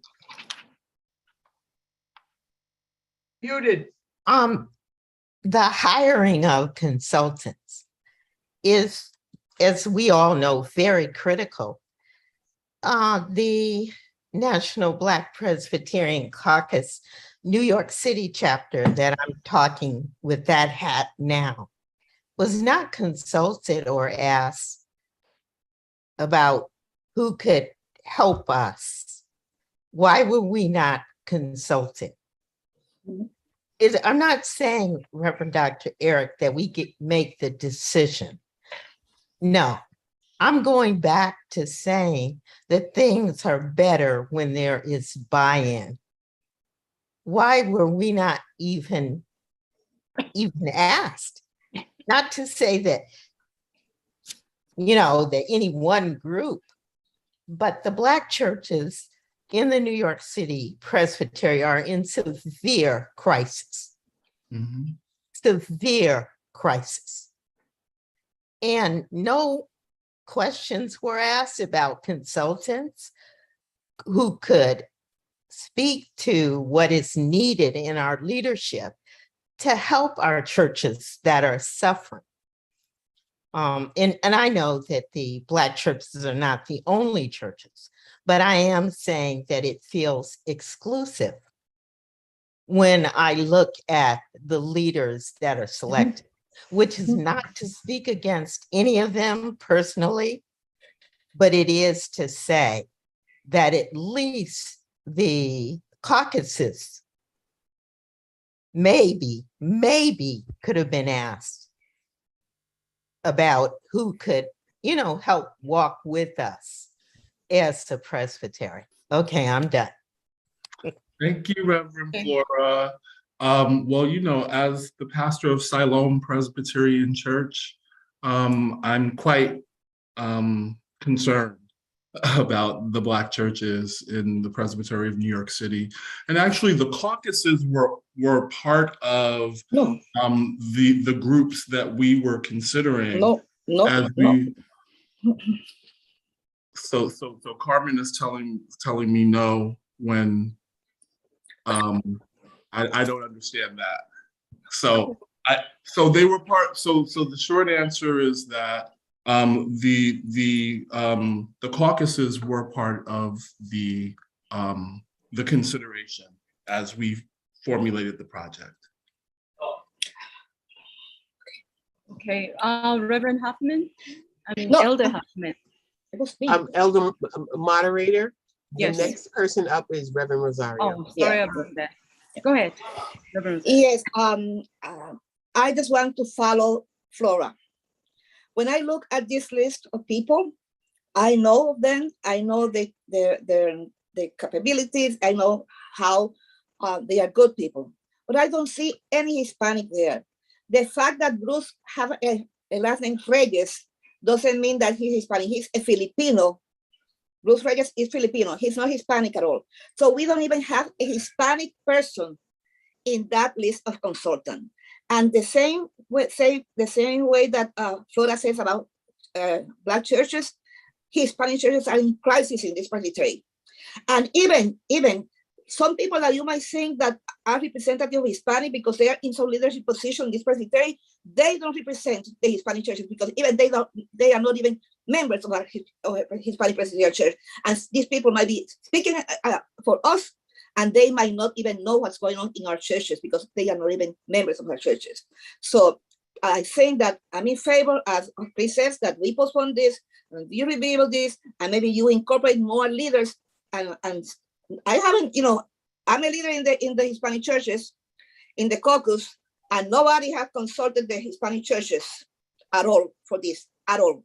Nobody have consulted any, and Luis Espinosa is here, he was here. So we are the leaders of the Hispanic caucus, we are here.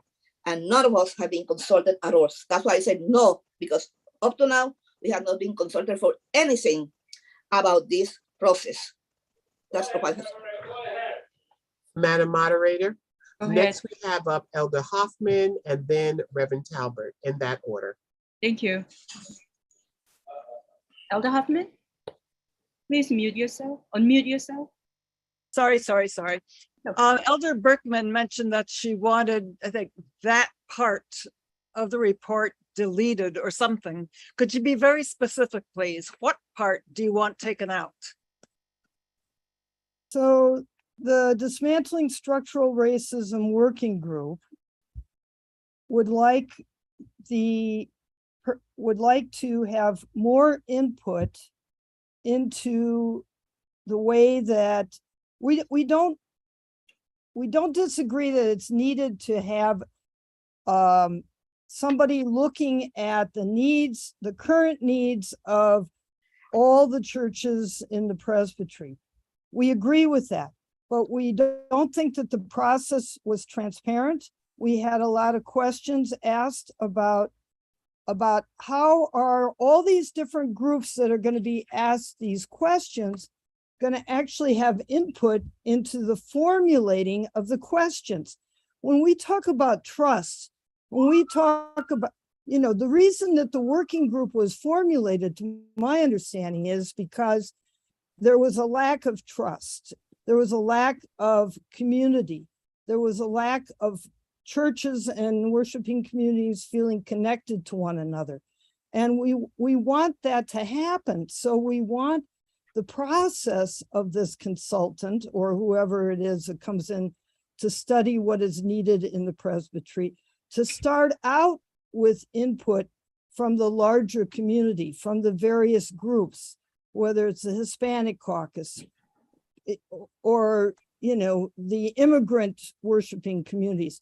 Because if the right questions aren't asked, then people will feel that they've wasted their time in trying to contribute to the study.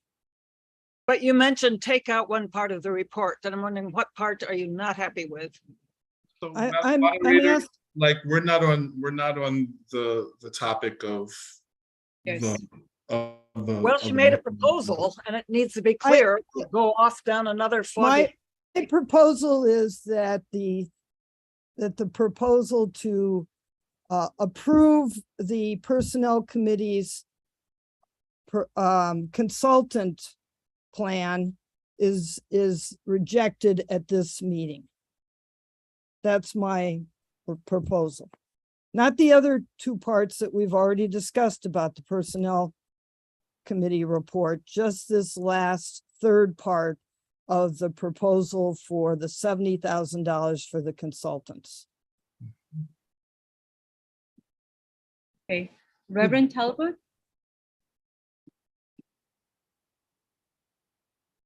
Elder Hoffman, are you finished? I'm finished, yes. Okay. All right. First of all, I would like to commend the search team for the work that you have done. It's very clear to me that this is an important moment in time to try to gather as much information across the presbytery during this gap period that will help inform the electing of the new presbytery leader here. And this is not easy work. And so I just want to start out by saying you all have worked hard. And it sounds like you did try and consult different groups in your process. I would say two things. One is about the budget.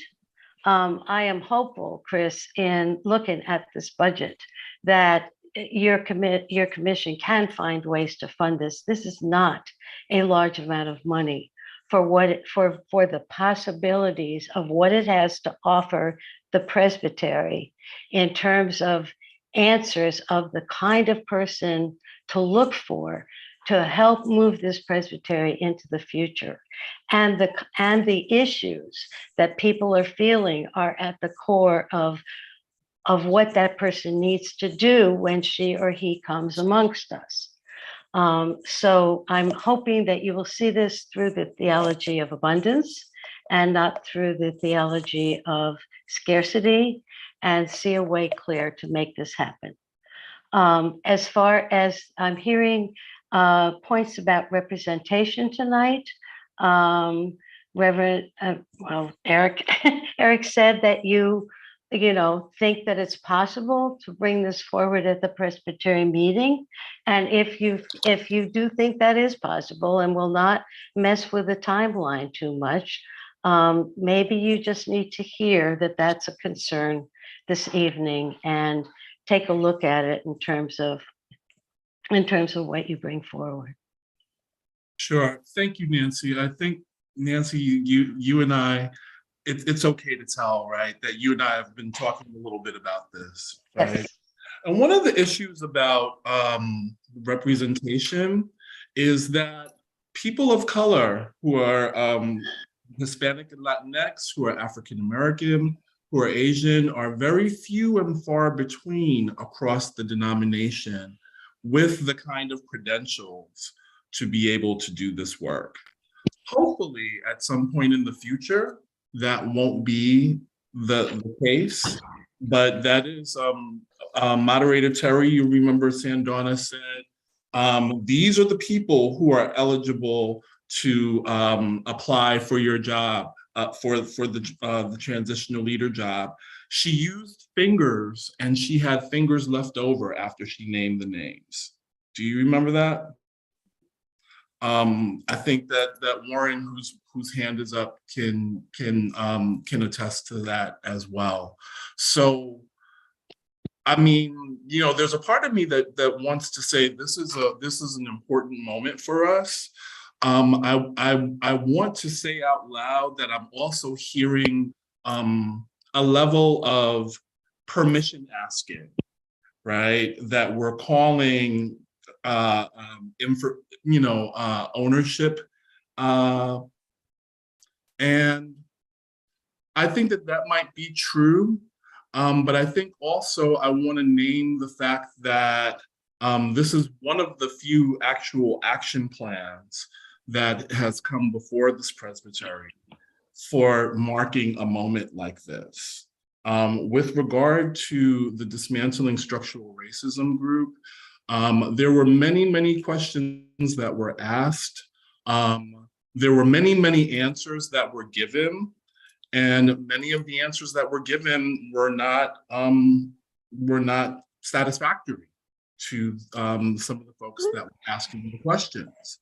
And so I thought that it would be best to refer back to the original project, which were the focus groups and the listening sessions, so that the Dismantling Structural Racism group can be free to do their own work, to be able to gather their own leadership, to make their own RFPs, to move forward in the way that they needed to move forward. And so this is why the proposal looks very different. It looks much shorter and much more streamlined. Thank you. Mr. State Clerk? Yes.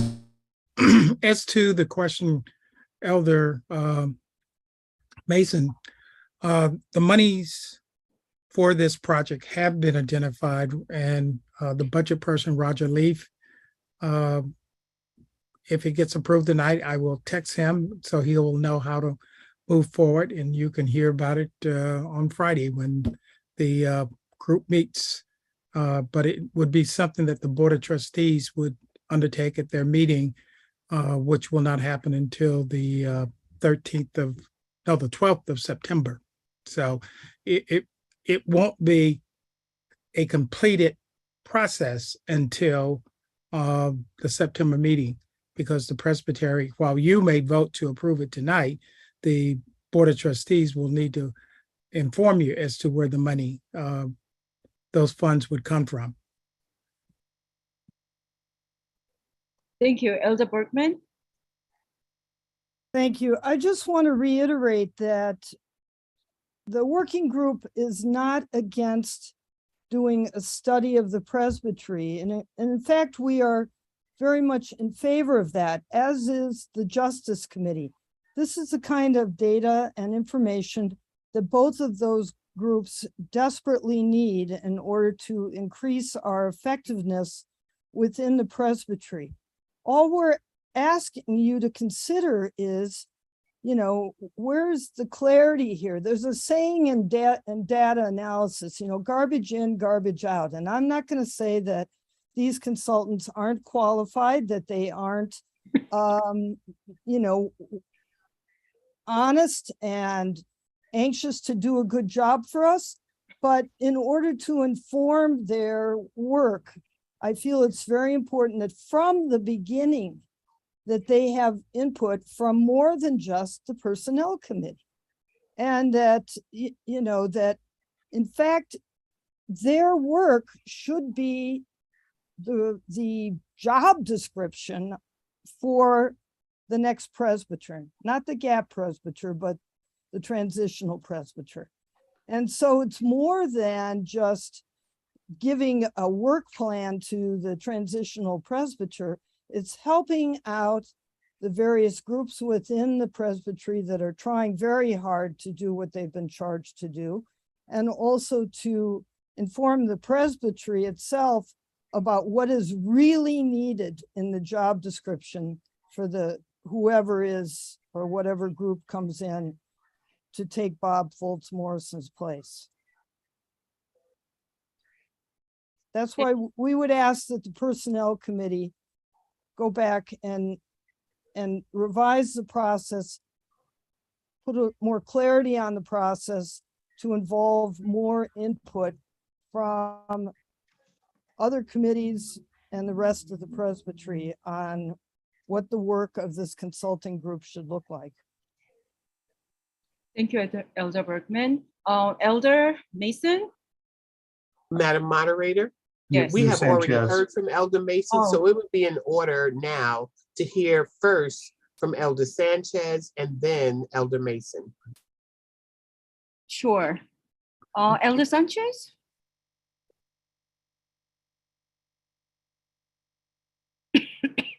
Sorry for the difference in light. I would like to call the question. Thank you. So called. So all those in favor of stopping debate and voting now say aye. Aye. Aye. Aye. Please, mic is. All those opposed say no. Oh. Okay, so now we have to go back to the original motion. Do we have a ballot? Yes, there is a ballot for the original motion. Thank you.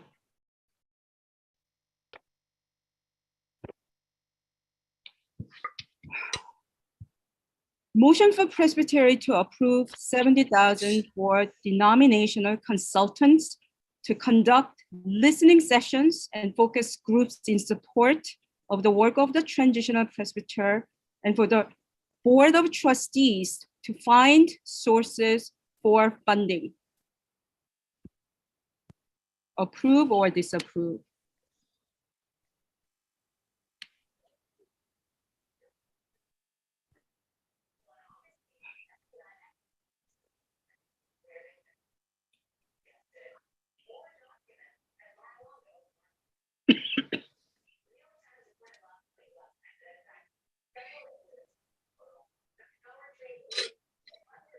He's 80, not standing on the family votes.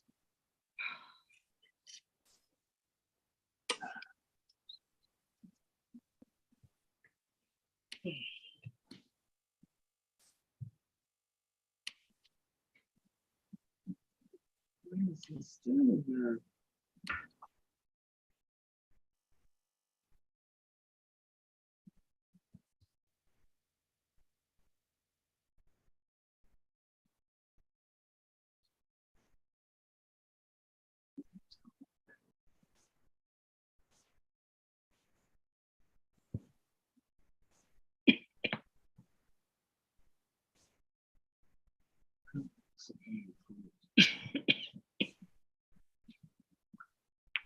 Okay,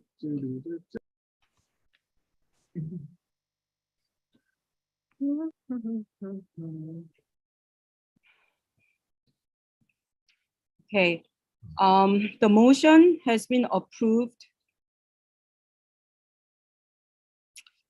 It's 56% and disapproved by 44%.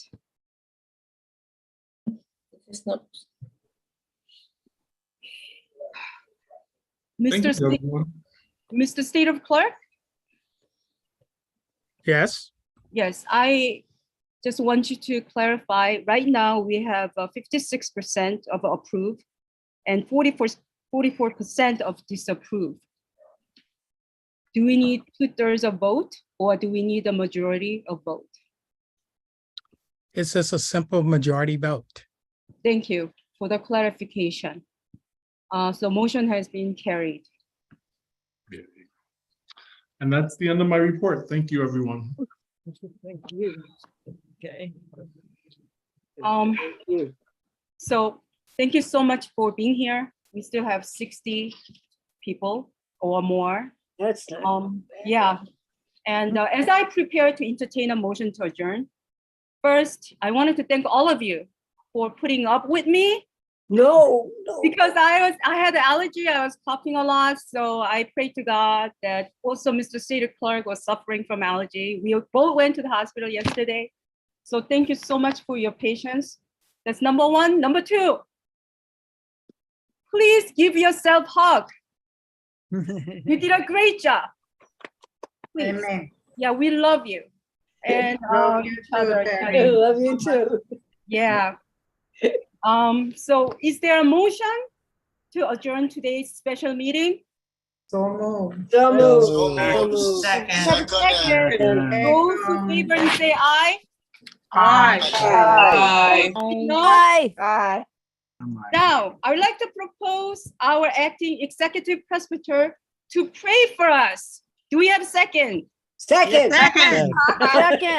Those in favor say aye. Aye. And Elder Justina Sterling, you still here? I'm so happy to see you. Okay. I haven't seen her in a long time. Okay, great. Elder Izette?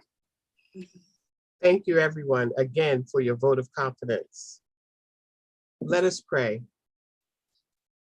Heavenly Father, we come to you this evening with the hopes that our work tonight has been pleasing to you. Tonight, we've heard many voices, and we are grateful for a space where all voices are welcome, because we know that in some spaces, voices of everyone are not welcome. We came to this work with open hearts and open minds. We leave tonight with hope, compassion, and passion for our future. We thank all who have done the work to make tonight possible. We are reminded that we are connectional people, and we work together. And with you, Heavenly Father, as our leader, all things are possible. We pray for a nation that is in turmoil, that is torn and fractured. Help us to be good neighbors to one another and to those around us. Help us to remember that we are all your people. We pray for those facing housing, food, and employment insecurity. We pray for our children as they go into our classrooms facing many uncertainties. We pray for our sister Diane Lacey on the recent passing of her brother. We hold up our moderator, Brother Bob Bashir, as he heals away from us. Let him know that we have him in our prayers. Amen. We hold him in our hearts. Amen. We ask for these prayers and for those unspoken prayers. Let us move forward in your light, knowing that tomorrow is a new day and that we can be a part of that new day. In your name we pray. Amen. Amen. Amen. And Good night. Amen. Good night, everybody. Good Thank night, you, everyone. everybody. Thank you, Good night. everybody. thank you so much. Thank Thank you, Terry. Good night, Terry. Good night, Gary. Good night. Bye. Good night, he said. Good night, Warren. Good night, everybody. You sound like the Waltons. Good night, John Boy.